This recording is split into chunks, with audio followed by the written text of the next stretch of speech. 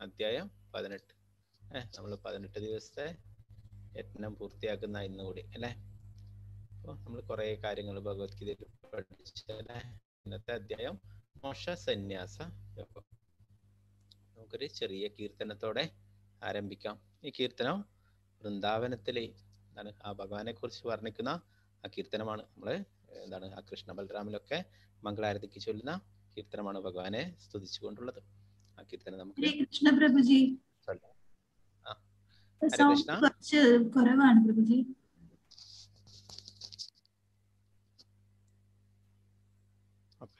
ഹരേ കൃഷ്ണ. ഇപ്പൊ കേൾക്കായോ മാതാജി? ഹരേ കൃഷ്ണ. ഓക്കെ.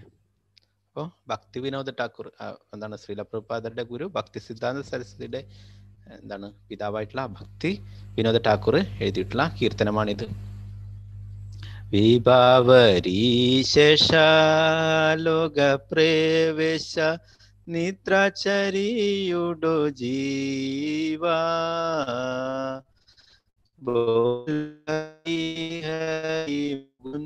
മുരാരി രാമകൃഷ്ണ ഹയഗ്രീവ നരസിംഹവാമന ശ്രീമധുസൂദന വ്രജേന്ദ്ര നന്ദന ശ്യാമ പുദന കാദന കൈടഭശാദന ജയ ദശരഥി രാമ യശോദൂലല ഗോവിന്ദ ഗോപാല വൃന്ദാവന പുരന്ദര ഗോപി പ്രിയ ജന രാധികരമണ ഭുവന സുന്ദര വാര രാവണാന്തകര മകന തസ്കര ഗോപിജന വസ്ത്രഹാരി പ്രജരരാക്കല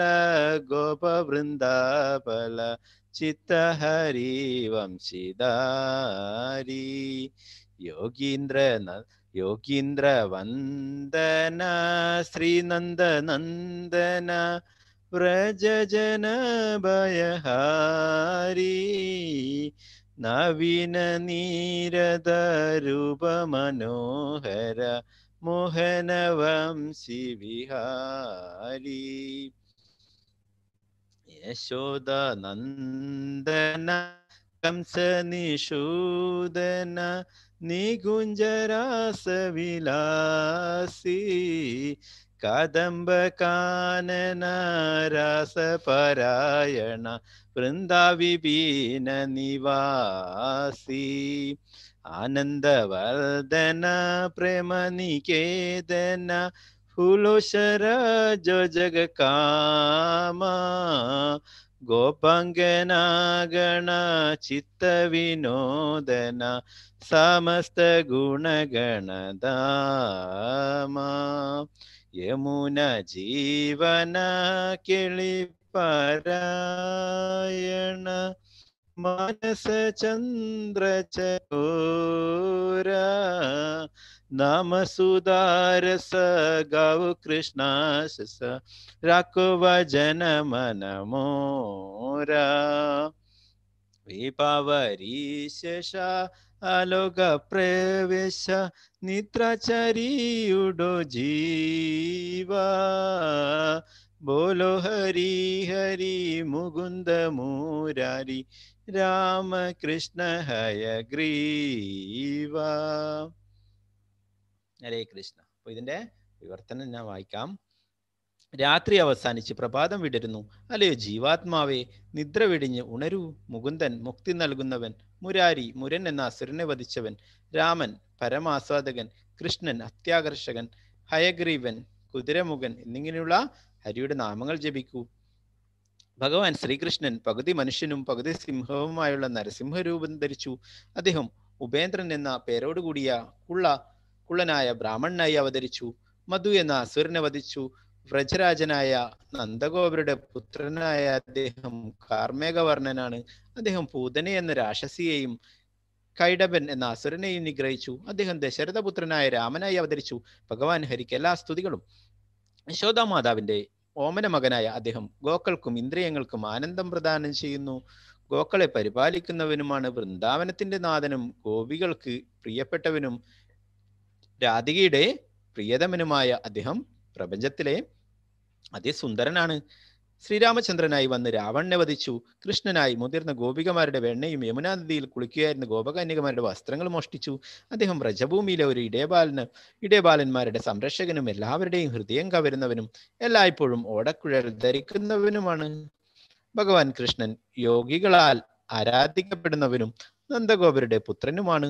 വ്രജഭൂമിയിലെ എല്ലാവരുടെയും ഭയം അകറ്റുന്നു. കാർമേഘവർണ്ണനായ അദ്ദേഹത്തിന്റെ രൂപം സർവ ആകർഷകമാണ്. വേണുഗാനം പൊഴിച്ചുകൊണ്ട് അദ്ദേഹം സഞ്ചരിക്കുന്നത് അത്യന്തം മനോഹരമാണ്.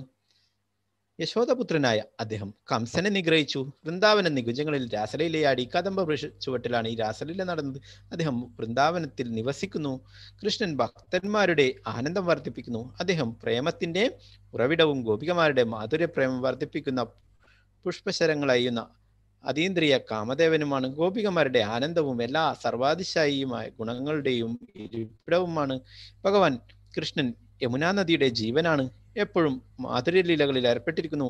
ചന്ദ്രപ്രകാശത്താൽ മാത്രം ജീവിക്കുന്ന ചകോര പക്ഷികളെ പോലെ അദ്ദേഹം ഗോപികമാരുടെ മനസ്സിന്റെ ചന്ദ്രനാണ്.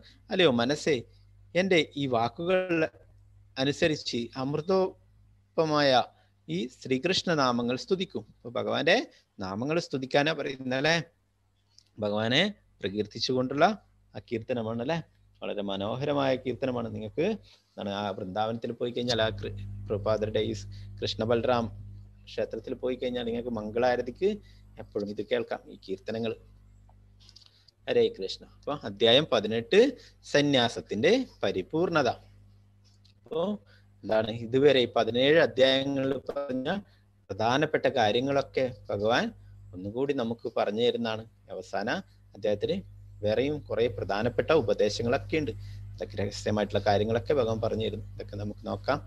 മജ്ഞാന തിമ്രാന്തസ്യ നനാഞ്ചന ശലാകയാ ചക്ഷുരുന്മീലിതം യേന തസ്മൈ ശ്രീ ഗുരുവേ നമഃ. ശ്രീ ചൈതന്യ മനോഭീഷ്ടം സ്ഥാപിതം യേന ഭൂതലേ സ്വയം രൂപകഥാ മഹ്യം ദദാതി സ്വപദാന്തികം. വന്ദേഹം ശ്രീഗുരു ശ്രീയുതാപദകമലം ശ്രീഗുരു വൈഷ്ണവാംശ ശ്രീരൂപം സാഗ്രജാതം സഗണരഘുനാഥാന്വിതം തം സജീവം സാദ്വൈതം സാവധൂതം പരിജനസഹിതം കൃഷ്ണ ചൈതന്യദേവം ശ്രീരാധാകൃഷ്ണപാദാം സഗണലളിതാം ശ്രീവിശാഖാനിതാംശ. ഹേ കൃഷ്ണ കരുണാ സിന്ധോ ദീനബന്ധു ജഗത്പദേ ഗോപേശ ഗോപികാന്ത രാധാകാന്ത നമസ്തുതേ. തപ്ത കാഞ്ചന ഗൗരാംഗീ രാധേ വൃന്ദാവനേശ്വരി ഋഷഭാനുസുതേ ദേവി പ്രണമാമി ഹരിപ്രിയ. വഞ്ചകൽപതരൂപശ കൃപാ സിന്ധുഭ്യേവ പതിദാനാം പാവനേഭ്യോ വൈഷ്ണവേഭ്യോ നമോ നമഃ. പഞ്ചതത്വാത്മകം കൃഷ്ണം ഭക്തരൂപ സ്വരൂപകം ഭക്താവതാരം ഭക്താഖ്യം നമാമി ഭക്തശക്തികം. നിത്യാനന്ദമഹം നൗമി സർവാനന്ദകരം പരം ഹരിനാമ പദം ദേവം അവധൂത ശിരോമണി. നമോ മഹാവദന്യായ കൃഷ്ണ പ്രേമ പ്രദായതേ കൃഷ്ണായ കൃഷ്ണ ചൈതന്യ നാംനേ കരുഷനം. നമ ഓം വിഷ്ണുപദായ കൃഷ്ണപൃഷ്ഠായ ഭൂതലേ ശ്രീമതേ ഭക്തിവേദാന്ത സ്വാമിനിധി നാമിനി. നമസ്തേ സാരസ്വതീ ദേവി ഗൗരവാണി പ്രചാരണേ നിർവിശേഷ ശൂന്യവാദി പാശ്ചാത്യദേശധാരിണി. ജയ ശ്രീകൃഷ്ണ ചൈതന്യ പ്രഭു നിത്യാനന്ദ ശ്രീ അദ്വൈത ഗദാധര ശ്രീവാസാദി ഗൗരഭക്തവൃന്ദ. ഹരേ കൃഷ്ണ കൃഷ്ണ കൃഷ്ണ ഹരേ ഹരേ ഹരേ രാമ രാമ രാമ ഹരേ ഹരേ. ഗുരുവേ ഹരിചന്ദ്രായ രാധികായ തദാലി കൃഷ്ണായ കൃഷ്ണ ഭക്തായ തദ്ഭക്തായ നമോ നമഃ. പ്രഭുപാദ് കി ജയ. ഹരേ കൃഷ്ണ. ദിവ്യമാത സ്ക്രീന് കാണാലോ അല്ലെ. ഹരേ കൃഷ്ണ. ഹരേ കൃഷ്ണ പ്രഭുജി കാണാം. ഹരേ കൃഷ്ണ. അർജുന ഉവാച സന്യാസിസ്യ മഹാബാഹോ തത്വമിച്ഛാമി വേദിതും ത്യാഗസ്യ ച ഋഷികേശ പൃഥക്കേശി നിഷൂദന. അർജുനൻ പറഞ്ഞു, മഹാബാഹുവായ കൃഷ്ണ, കേശിയെ ഹനിച്ചവനും ഇന്ദ്രിയങ്ങളുടെ നാഥനുമായ ഭഗവാനെ, ത്യാഗത്തിന്റെയും സന്യാസത്തിന്റെയും ഉദ്ദേശ്യം എന്തെന്നറിയുവാൻ ആഗ്രഹമുണ്ട്. അപ്പൊ അർജുനൻ ഭഗവാന്റെ അടുത്ത് ചോദിക്കുന്നു അല്ലെ, ഭഗവാനെ എന്താ അഭിസംബോധന ചെയ്യുന്നത്? മഹാബാഹുവായ കൃഷ്ണ, പിന്നെ കേശിയെ ഹനിച്ചവൻ അല്ലെ. കേശിയെ ഹനിച്ചതുകൊണ്ട് ഭഗവാനെ കേശവൻ എന്ന പേര് കൂടിയുണ്ട് അല്ലെ. അപ്പൊ എന്താണ് നമ്മൾ ഇന്നലത്തെ ആ കീർത്തനത്തിലൊക്കെ പഠിച്ചു, എന്താണ് ആ യമുനയുടെ തീരത്ത് കേശിഘട്ട് എന്ന സ്ഥലമുണ്ടല്ലേ. ആ കേശി എന്ന അസുരനെ വധിച്ച സ്ഥലം നമുക്കിപ്പോഴും പോയാൽ അവിടെ കാണാൻ സാധിക്കും, ആ കേശിഘട്ട്. അപ്പോ ഭഗവാനോട് ചോദിക്കുന്നു, എന്താണ് ഇന്ദ്രിയങ്ങളുടെ നാഥൻ അല്ലെ, ഋഷികേശൻ എന്ന് പറയുന്നത് ഭഗവാൻ ഇന്ദ്രിയങ്ങളുടെ ഒക്കെ നാഥനായതുകൊണ്ട് ഭഗവാനെ ഋഷികേശൻ എന്ന് വിളിക്കുന്നു അല്ലെ. പിന്നെ ത്യാഗത്തിന്റെയും സന്യാസത്തിന്റെയും ഉദ്ദേശം എന്തെന്ന് അറിയുവാൻ ആഗ്രഹമുണ്ടെന്ന് പറഞ്ഞു. ത്യാഗവും സന്യാസവും ഒക്കെ ചെയ്യുന്നതിന്റെ യഥാർത്ഥമായിട്ടുള്ള ഉദ്ദേശം എന്താണെന്ന് അറിയാൻ അർജുനൻ ആഗ്രഹിക്കുന്നു. ശ്രീ ഭഗവാനുവാച കാമ്യാനം കർമ്മണം ന്യാസം സന്യാസം കവയോ വിദോ സർവകർമ്മഫലത്യാഗം പ്രാഹുസ്ത്യാഗം വിചക്ഷണ. ശ്രീ ഭഗവാൻ പറഞ്ഞു, ഭൗതിക വാഞ്ചകൾക്ക് വേണ്ടിയുള്ള കർമ്മങ്ങളെ ഉപേക്ഷിക്കുന്നതാണ് സന്യാസം എന്ന് വിദ്വാൻമാർ പറയുന്നു. സർവകർമ്മങ്ങളുടെയും ഫലങ്ങളെ ഉപേക്ഷിക്കുന്നതിനാണ് ബുദ്ധിമാന്മാർ ത്യാഗം എന്ന് വിളിക്കുന്നത്. അപ്പൊ ഭഗവാൻ എന്താണ് ആ വിദ്വാൻമാരുടെ അഭിപ്രായവും എന്താണ് ആ ബുദ്ധിമാന്മാരുടെ അഭിപ്രായമാണ് പറയുന്നത് അല്ലെ. ഭൗതിക വാഞ്ചകൾക്ക് വേണ്ടിയുള്ള കർമ്മങ്ങളെ ഉപേക്ഷിക്കുന്നതാണ് സന്യാസം എന്ന് വിദ്വാൻമാരായിട്ടുള്ള ആൾക്കാരൊക്കെ പറയുന്നുണ്ട് അല്ലെ. പിന്നെയോ സർവകർമ്മങ്ങളുടെയും ഫലങ്ങളെ ഉപേക്ഷിക്കുന്നതിനാണ് ബുദ്ധിമാന്മാർ ത്യാഗം എന്നും വിളിക്കുന്നത്. ഭഗവാന്റെ അഭിപ്രായമല്ല അല്ലെ. എന്താണ് ആ ബുദ്ധിമാന്മാർ പറയുന്നു ആണ് സർവകർമ്മങ്ങളുടെ ഫലങ്ങളെ ഉപേക്ഷിക്കുന്നതിനാണ് ത്യാഗം എന്ന് വിളിക്കുന്നത്. അപ്പൊ ഭഗവാന്റെ എന്താണ് അഭിപ്രായം പറയും. ത്യാജ്യം ദോഷവതിത്യേകേ കർമ്മപ്രാഹുർമനീഷണ യജ്ഞദാനതപ കർമ്മ നത്യാജ്യമിതി ചാപരേ. എല്ലാ കാമ്യകർമ്മങ്ങളും ദോഷകരങ്ങളാകിയാൽ ത്യജിക്കണമെന്ന് ബുദ്ധിമാന്മാരായ ചിലർ പറയുന്നുണ്ട്. യജ്ഞം തപസ് ദാനം എന്നിവ ഒരിക്കലും ഉപേക്ഷിക്കാൻ പാടില്ലെന്ന് മറ്റു ചില ഋഷികളും അഭിപ്രായപ്പെടുന്നുണ്ട്. അപ്പോ എന്താണ് വേറെ ആൾക്കാരൊക്കെ പറയുന്ന കാര്യങ്ങളാണ് ഭഗവാനോട് പറയുന്നത് അല്ലെ. എല്ലാ കാമ്യകർമ്മങ്ങളും ദോഷങ്ങളായതുകൊണ്ട് ത്യജിക്കണമെന്ന് ബുദ്ധിമാന്മാരായിട്ടുള്ളവർ പറയുന്നു. പിന്നെ യജ്ഞവും ദാനം തപസ്സൊക്കെ ഒരിക്കലും ഉപേക്ഷിക്കാൻ പാടില്ലെന്ന് മറ്റു ചില ഋഷികളും പറയുന്നുണ്ട്.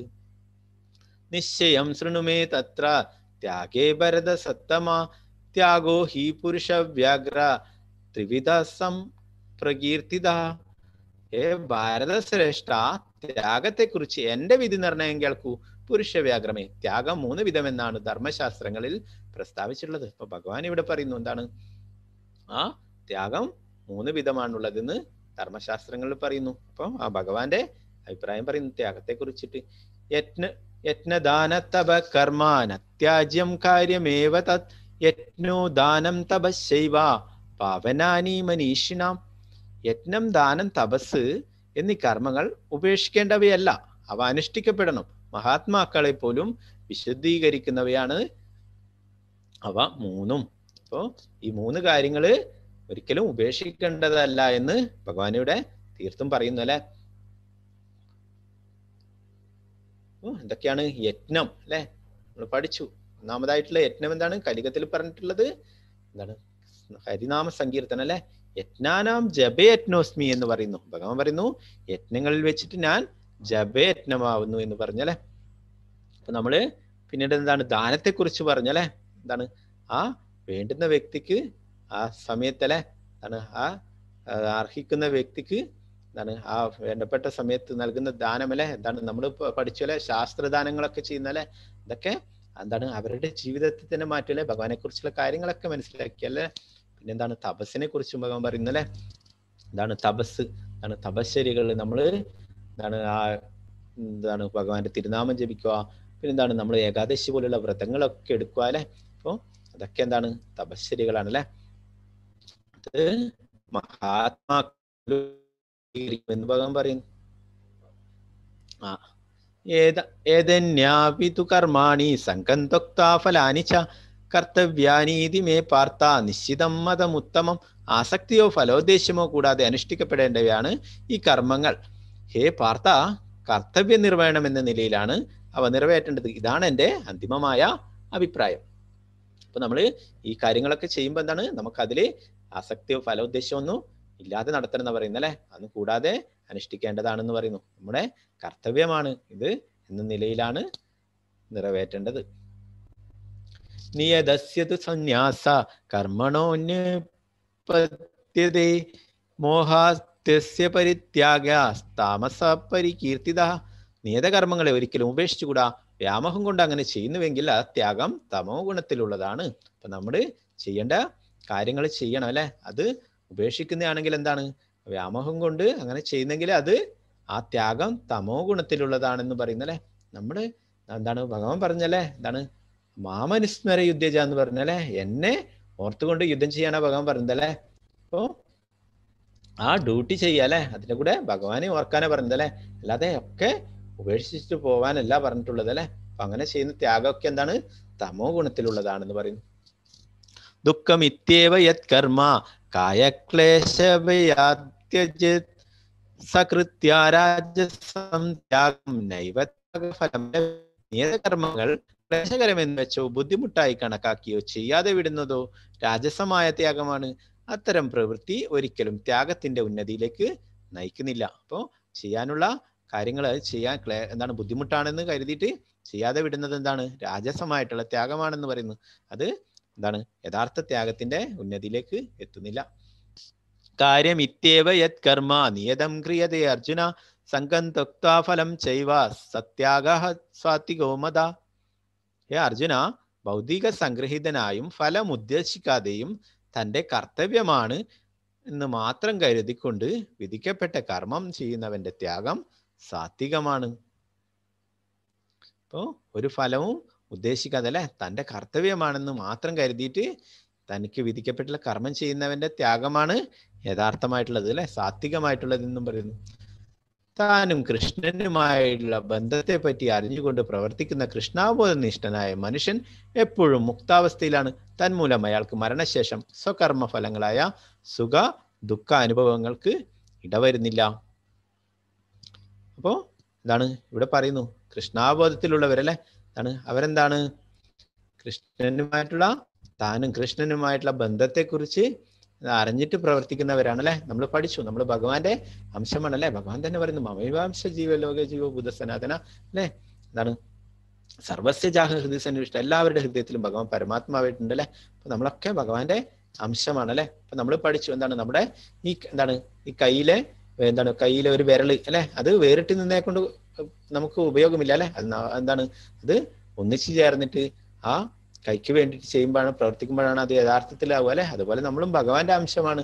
നമ്മളെ യഥാർത്ഥമായിട്ടുള്ള സ്വരൂപം ജീവേരെ സ്വരൂപമായി നിത്യേരെ കൃഷ്ണദാസ് ആണ്. നമ്മളൊക്കെ ഭഗവാന്റെ ദാസനാണ് അല്ലെ. അങ്ങനെയുള്ളതാണ്, ഭഗവാന്റെ സേവകനാണ്.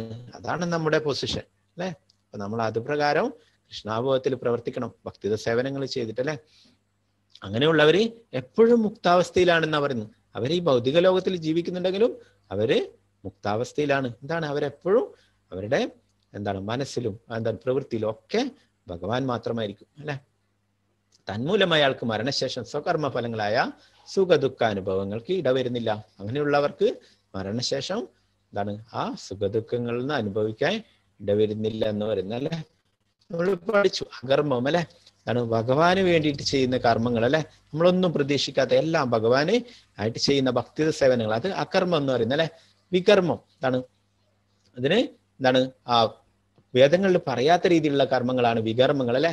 അതിന്റെ ഫലങ്ങൾ നമ്മൾ മോശം ഫലങ്ങളൊക്കെ അനുഭവിക്കേണ്ടി വരും അല്ലെ. അതുപോലെ കർമ്മം അല്ലെ, അത് ചെയ്യുമ്പോഴോ അതും നമ്മളെ ബന്ധിക്കുന്നു അല്ലെ. എന്നാൽ ഈ കർമ്മഫലങ്ങളൊന്നും ആഗ്രഹിക്കാതെ നമ്മൾ ചെയ്യാൻ പഠിച്ചു അല്ലെ. എല്ലാം ഭഗവാന് സമർപ്പിച്ചുകൊണ്ട് അല്ലെ. എല്ലാം ഭക്തിത സേവനങ്ങളെല്ലാം ആ കർമ്മങ്ങളിൽ വരുന്നത്, നമ്മളൊന്നും പ്രതീക്ഷിക്കാത്ത എല്ലാം ഭഗവാന് വേണ്ടി മാത്രം പ്രവർത്തിക്കുന്നത് അല്ലെ. നമ്മൾ പഠിച്ചു 12-ാമത്തെ അധ്യായത്തിലല്ലോ നമ്മൾ എങ്ങനെ ഭഗവാന് വേണ്ടിയിട്ട് പ്രവർത്തിക്കാൻ വേണ്ടിയിട്ട് കൃഷ്ണൻ പറയുന്നുണ്ടായിരുന്നു അല്ലെ. അപ്പോൾ അതുപോലെ ചെയ്യുന്ന കാര്യങ്ങളൊക്കെ അതൊരിക്കലും നമുക്ക് സ്വകർമ്മ ഫലങ്ങൾ അനുഭവിക്കാൻ ഇടവരുന്നില്ല എന്ന് പറഞ്ഞു. നിയതം സംഗരഹിത മരാഗദ്വേഷതകൃതം അഫലപ്രപ്സുനാ കർമ്മ യത്തസ്വാത്വികമുച്യതേ. അനാസക്തമായും രാഗദ്വേഷരഹിതമായും ഫലാസക്തി കൂടാതെയും നിയന്ത്രിതമായ വിധത്തിൽ ചെയ്യുന്ന കർമ്മം സാത്വികം എന്ന് പറയുന്നു. അപ്പോ ഇവിടെ സാത്വികമായിട്ടുള്ള കർമ്മം പറയുന്നത് അനാസക്തമായിട്ടും രാഗദ്വേഷ രഹിതമായിട്ടും ഫലാസക്തിയൊന്നും ഇല്ലാതെ ചെയ്യുന്ന കർമ്മത്തെ സാത്വികമായിട്ടുള്ള കർമ്മം എന്ന് പറയുന്നു.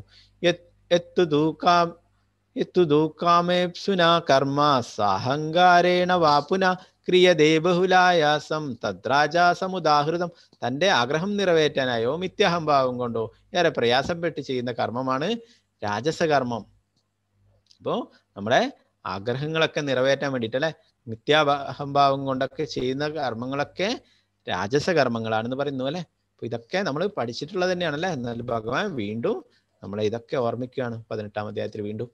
അനുബന്ധം ക്ഷയം ഹിംസ മനപ്യേഷ്യ ച പൗരുഷം മോഹാദാരഭ്യതേ കർമ്മ യത്തത്താമസമുച്യതേ.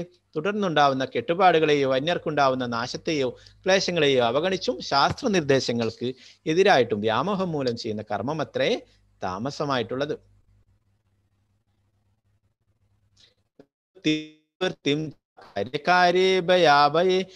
ബന്ധം മോശം ചെയ്യാവേത്തി ബുദ്ധിസാ പാർത്ഥ സാത്വികി. കുന്തിപുത്ര, ചെയ്യേണ്ടതും ചെയ്തുകൂടാത്തതും എന്ത്, ഭയപ്പെടേണ്ടതും ഭയപ്പെടാത്തതും എന്താണ്? ബന്ധത്തിനും മോശത്തിനും ബന്ധനത്തിനും മോശത്തിനും കാരണമാവുന്നത് എന്താണ് എന്നെല്ലാം അറിയുന്നതാണ് സാത്വികമായിട്ടുള്ള ബുദ്ധി. യയാ ധർമ്മമധർമ്മം ച കാര്യം ച കാര്യമേവ ച അയതാവത് പ്രജാനാതി ബുദ്ധിസാ പാർത്ഥ രാജസി. പാർത്ഥ, ധർമ്മം എന്ത് അധർമ്മം എന്ത്, ചെയ്യേണ്ടതെന്ത് ചെയ്യരുതാത്തതെന്ത് എന്ന് വേർതിരിച്ചറിയാനാവാത്ത ബുദ്ധിയാണ് രാജസമായിട്ടുള്ളത്. അധർമ്മം ധർമ്മമിതിയ മന്യതേ തമസാവൃത സർവാർത്ഥാൻ വിപരീതാംശ ബുദ്ധിസാ പാർത്ഥ താമസി. ഹേ പാർത്ഥ, വ്യാമോഹത്തിന്റെയും അന്ധകാരത്തിന്റെയും സ്വാധീനതയിൽ അധർമ്മത്തെ ധർമ്മമായും ധർമ്മത്തെ അധർമ്മമായും കരുതി സദാ തെറ്റായ വഴിക്ക് പ്രവർത്തിക്കുന്ന ബുദ്ധി താമസമാവുന്നു. തമോ രീതിയിലുള്ള ബുദ്ധിയെ കുറിച്ചാണ് പറയുന്നത് അല്ലെ. എന്താണ് ധർമ്മത്തെ അധർമ്മമായിട്ടും അധർമ്മത്തെ ധർമ്മമായിട്ടും കരുതുന്നല്ലേ. ഇന്ന് നമുക്ക് കാണാം ഈ കലിയുഗത്തില് അധികവും അങ്ങനെയാണ് നടക്കുന്നത് അല്ലെ. പൈസയുടെയും മറ്റുള്ള അധികാരത്തിന്റെ ഒക്കെ സ്വാധീനം കൊണ്ട് അവരെന്താണ് കളവുകളും മറ്റുള്ള ആ കുറ്റവും എല്ലാം ഇല്ലാതാക്കുന്നല്ലേ. അതിനൊക്കെ അവരൊക്കെ അതിൽ നിന്നും രക്ഷപ്പെട്ടിട്ട് ആ നല്ല വ്യക്തികളായി നടക്കുന്നു അല്ലെ. എന്നാല് നമ്മുടെ ഭൗതിക പ്രകൃതി അതിനെ ശിക്ഷിക്കും അല്ലെ. ഇവിടുത്തെ കോടതി നിയമങ്ങളിൽ നിന്നൊക്കെ അവർക്ക് തൽക്കാലത്തേക്ക് രക്ഷപ്പെടാം അല്ലെ. എന്നാൽ അവർ ചെയ്ത കർമ്മത്തിന്റെ ഫലങ്ങള് ഭൗതിക പ്രകൃതിയാണെന്നില്ല. നമ്മൾ പഠിച്ചല്ലേ, ഈ പ്രപഞ്ചത്തിലെല്ലാം സാക്ഷിയായിട്ട് നമ്മൾ സാക്ഷിയില്ല എന്നൊക്കെ പറഞ്ഞിട്ട് കോടതിയിലൊക്കെ നമുക്ക് രക്ഷപ്പെടാൻ സാധിക്കും അല്ലെ. എന്നാൽ ഈ ഭൂമി സൂര്യചന്ദ്രന്മാര് അവരൊക്കെ നമ്മൾ ചെയ്യുന്ന എല്ലാറ്റിനും സാക്ഷിയായിട്ടുണ്ടല്ലേ. നമ്മുടെ ഹൃദയത്തിലുള്ള പരമാത്മാവ് അതിന് സാക്ഷിയായിട്ടുണ്ടല്ലേ. അപ്പൊ ഇതിൽ നിന്നൊന്നും ഒരിക്കലും രക്ഷപ്പെടാൻ സാധിക്കില്ല അല്ലെ. ആ അധർമ്മം ചെയ്തിട്ട് അത് ധർമ്മമാണെന്ന് സ്ഥാപിച്ചിട്ടൊക്കെ തൽക്കാലം രക്ഷപ്പെടാൻ സാധിക്കും അല്ലെ. എന്നാല് ഒരിക്കലും ആ ഭൗതിക പ്രകൃതിയുടെ ശിക്ഷയിൽ നിന്ന് ഒരിക്കലും രക്ഷപ്പെടാൻ സാധിക്കില്ല. തദഗ്രേ വിഷമിവ പരിണാമേ അമൃതോമപം തത്സുഖം സാത്വികം പ്രോക്താം ആത്മബുദ്ധി പ്രസാദജം.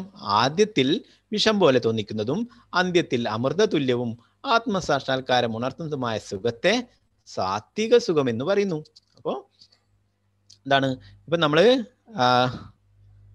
108 പ്രാവശ്യം നാമം ജപിക്കാൻ പറഞ്ഞിട്ടുണ്ടായിരുന്നു അല്ലെ. ആ ശ്രദ്ധാവാൻ ചടങ്ങിൽ പങ്കെടുക്കണോ എല്ലാവരും 108 പ്രാവശ്യം ഒരു മാല ജപിക്കണം എന്നൊക്കെ അല്ലെ. അപ്പൊ നമുക്ക് ഇതാണ് ആദ്യം തോന്നുക. ആദ്യം വിഷം പോലെ തോന്നും. നമുക്ക് വിഷമമായിരിക്കും അല്ലെ. എന്നാലും നമ്മള് ആ നാമത്തിന്റെ രുചി നമുക്ക് ലഭിച്ചു കഴിഞ്ഞാല് അത് അമൃത തുല്യമാണ്. അത് പിന്നീട് നമുക്ക് അതില്ലാതെ ഒരു ദിവസം പോലും നമ്മൾ നാമം ജപിച്ചിട്ടില്ലെങ്കിൽ അന്ന് നമുക്ക് എന്തോ നഷ്ടപ്പെട്ടതായിട്ട് തോന്നും. അപ്പോൾ ആ ഒരവസ്ഥയിലെത്തും. നമുക്ക് ആദ്യം ഇപ്പോഴെന്താണ് പഴയ ആൾക്കാരൊക്കെ പറയല്ലേ, നെല്ലിക്കൊക്കെ ആദ്യം ചവർക്കും പിന്നെ മതിർക്കും എന്നൊക്കെ പറയല്ലേ. അപ്പൊ അതുപോലെ നമുക്ക് ഈ ഹരിനാമം അത് നമുക്ക് ആദ്യം വിഷമമായിട്ട് തോന്നും. നമുക്ക് ഇതൊക്കെ ജപിക്കണോ, ഇതെന്ത് വിഷമാണ് എന്നൊക്കെ തോന്നുന്നല്ലേ. നമ്മള് ജപിച്ച് നമ്മൾ ആത്മാർത്ഥമായിട്ട് ആഗ്രഹിക്കുന്നു ആ ഭഗവാന്റെ ആ കാരുണ്യം ലഭിക്കാൻ വേണ്ടിയിട്ട്, ഭഗവാന്റെ അനുഗ്രഹങ്ങൾ ലഭിക്കാൻ വേണ്ടിയിട്ട് നമ്മൾ ആത്മാർത്ഥമായിട്ട് ലഭിച്ചിട്ട് ആത്മാർത്ഥമായിട്ട് പ്രാർത്ഥിക്കുന്നുണ്ടെങ്കിൽ തീർച്ചയായിട്ടും ഭഗവാന്റെ കാരുണ്യം ലഭിക്കും അല്ലെ. അങ്ങനെ ആകുമ്പോൾ നമുക്ക് അതിൽ നിന്നുള്ള ആ ആനന്ദം നമുക്ക് മനസ്സിലാകും ക്രമേണ. അപ്പോ അതിവിടെ പറയുന്നത് ആദ്യം വിഷം പോലെ തോന്നിക്കും, അന്ത്യത്തിൽ അമൃത തുല്യവും ആത്മാസാക്ഷാത്കാരം ഉണർത്തുന്നതുമായ സുഖത്തെ സാത്വിക സുഖം എന്ന് പറയുന്നു. വിഷയേന്ദ്രിയ സംയോഗാത് യത്തദഗ്രേ അമൃതോപം പരിണാമേ വിഷമിവ തത്സുഖം രാജസംസ്കൃതം. ഇന്ദ്രിയങ്ങൾ വിഷയങ്ങളോട് ചേരുമ്പോൾ ഉളവാകുന്ന സുഖം തുടക്കത്തിൽ അമൃത തുല്യമെങ്കിലും ഒടുവിൽ വിഷപ്രായമാവും. രാജസമാണ് ഈ സുഖം. അപ്പോൾ ഇന്ദ്രിയ വിഷയങ്ങളോട് ചേരുമ്പോൾ ഉണ്ടാകുന്ന അല്ലെ, നമ്മൾ ഈ ഭൗതിക ലോകത്തിൽ കാണുന്നൊക്കെ നമ്മൾ പഠിച്ചല്ലേ. ആദ്യം നമുക്ക് അത് സന്തോഷം തരും അല്ലെ, പിന്നീട് ദുഃഖങ്ങളും തരും അല്ലെ. അപ്പൊ ആദ്യം അമൃത തുല്യമാണ്, ഒടുവില് വിഷമാണ് അല്ലെ. അതാണ് രാജസമായിട്ടുള്ള സുഖം. യദഗ്രേചാനുബന്ധേ ച സുഖം മോഹനമാത്മന നിദ്രാലസ്യ പ്രമാദോത്തം തത്താമാസമുദാഹൃതം. ആത്മദർശനത്തെ സംബന്ധിച്ചിടത്തോളം അന്തവും ആദ്യം മുതൽ അവസാനം വരെ വ്യാമോഹഭരിതവും നിദ്ര, ആലസ്യം, പ്രമാദം എന്നിവയിൽ നിന്നുണ്ടാകുന്നതുമായ സുഖമാണ് താമസം. അപ്പൊ തമോ ഗുണത്തിലുള്ളവരുടെ അല്ലെ നമ്മൾ പഠിച്ചു, അവരെപ്പോഴും ആണ് കൂടുതൽ ഉറങ്ങുക അല്ലെ, ഒന്നും ചെയ്യാത്ത മടിയന്മാരായിട്ട് നിൽക്കുക അല്ലെ, അങ്ങനെ എന്താണ് ബുദ്ധിയില്ലാത്തവരെ പോലെ പ്രവർത്തിക്കുക, അങ്ങനെയൊക്കെ ഉള്ളതാണ് അല്ലെ. അവരെന്താണ് ആത്മദർശനത്തിനെ സംബന്ധിച്ചിട്ട് അന്ധമാണ് അല്ലെ, അവർക്ക് ഇതിനെക്കുറിച്ചൊന്നും അറിയില്ല, ആത്മീയ കാര്യങ്ങളെ കുറിച്ചൊന്നും അല്ലെ, അവരതിനെ മനസ്സിലാക്കാൻ ശ്രമിക്കുന്നില്ല അല്ലെ. ആരെങ്കിലും പറഞ്ഞാൽ തന്നെ അവരെ കുറ്റം പറയും, വഴക്ക് പറയും ഒക്കെ ചെയ്യല്ലേ, അവരെ ഒരിക്കലും ഇതിലേക്ക് വരുന്നില്ല. അപ്പോൾ അവരെ സുഖം താമോ ഗുണത്തിലുള്ളതാണ് അല്ലെ, താമസമായിട്ടുള്ള സുഖമാണ്.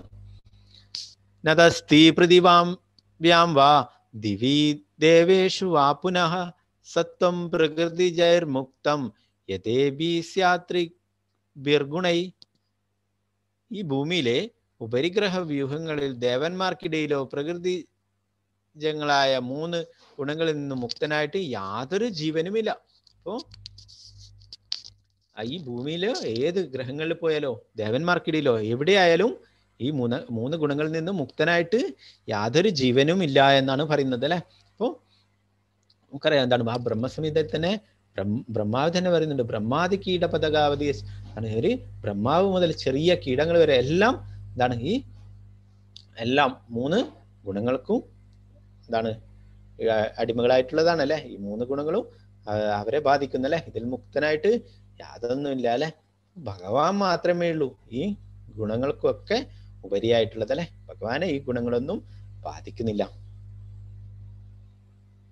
യഥാ പ്രവൃത്തിർഭൂതാനാം യേന സർവമിദം തദം സകർമ്മണാ തമഭ്യർച്ച്യ സിദ്ധിം വിന്ദതി മാനവ. സർവജീവികളുടെയും പ്രഭവസ്ഥാനവും സർവവ്യാപിയുമായ ഭഗവാനെ ആരാധിക്കുക നിമിത്തം സ്വകർമ്മങ്ങളിൽ കൂടി ഒരു വ്യക്തിക്ക് പരിപൂർണതയിലെത്താം. ഇപ്പോ എന്താണ് പറയുന്നത്? എല്ലാം സകല ജീവികളുടെയും പ്രഭവസ്ഥാനം അല്ലെ ഭഗവാനാണ്. നമ്മൾ പഠിച്ചല്ലേ, സർവവ്യാപിയാണ്. അങ്ങനെയുള്ള ഭഗവാനെ ആരാധിക്കുന്നത് കൊണ്ട് സ്വകർമ്മങ്ങളിൽ കൂടി ഒരു വ്യക്തിക്ക് പരിപൂർണതയിൽ എത്താൻ സാധിക്കുമെന്ന് പറയുന്നു. ബ്രഹ്മഭൂത പ്രസന്നാത്മാ നശോഷതി ന കാംക്ഷതി സമസർവേഷു ഭൂതേഷു മദ്ഭക്തിം ലഭതേ പരാം. ഈ ആധ്യാത്മിക അവസ്ഥയിൽ എത്തിച്ചേർന്നവൻ പരബ്രഹ്മ സാക്ഷാത്കാരം സിദ്ധിച്ച് പരമാനന്ദം അനുഭവിക്കുന്നു. അയാൾക്ക് ദുഃഖമില്ല, ആഗ്രഹങ്ങളില്ല, സർവഭൂതങ്ങളിലും സമഭാവനയാണ് അയാൾക്കുള്ളത്. ഈ നിലയിൽ അയാൾ വിശുദ്ധ ഭക്തിയോടെ എൻ്റെ സേവനത്തിൽ മുഴുകുന്നു. അപ്പോ ആ ഭഗവാനെ തന്നെ ധ്യാനിച്ചിരിക്കുന്നവരല്ലേ, അവരെന്താണ് ആ പരബ്രഹ്മ സാക്ഷാത്കാരം സിദ്ധിച്ചിട്ട് പരമാനന്ദം അനുഭവിക്കുന്നു പറയുന്നല്ലേ. അങ്ങനെയുള്ള ആൾക്ക് ഈ ഭൗതിക ലോകത്തിലുള്ള ഒന്നും ബാധിക്കുന്നില്ല അല്ലെ. അയാൾക്ക് ദുഃഖവുമില്ല, സന്തോഷവുമില്ല, ആഗ്രഹങ്ങളില്ല അല്ലെ. എല്ലാരെയും സമദൃഷ്ടിയോടെ കാണുന്നല്ലേ. നമ്മൾ പഠിച്ചു പണ്ഡിത സമ്മത വിദ്യാവിനയ സമ്പന്നെ അല്ലെ. ആ ഒരു ബ്രാഹ്മണനെയും ഒരു പശുവിനെയും ഒരു ചണ്ടാളിനെയും അല്ലെ, ഒരു ആനയെയും എല്ലാറ്റിനെയും ഒരുപോലെ കാണുന്നല്ലേ. അവരുടെയൊക്കെ ഹൃദയത്തിലുള്ള ആ ഭഗവാനെയാണ് കാണുന്നത് അല്ലെ. പരമാത്മാവായിട്ട് എല്ലാവരുടെ ഹൃദയത്തിലും ഭഗവാനുണ്ടെന്ന് നമ്മൾ പഠിച്ചല്ലേ. ആ ഭഗവാനെയാണ്, പരമാത്മാവിനെയാണ് അദ്ദേഹം കാണുന്നത്. അപ്പോൾ എല്ലാവരെയും ഒരേ ദൃഷ്ടിയിൽ കാണുന്നു അല്ലെ.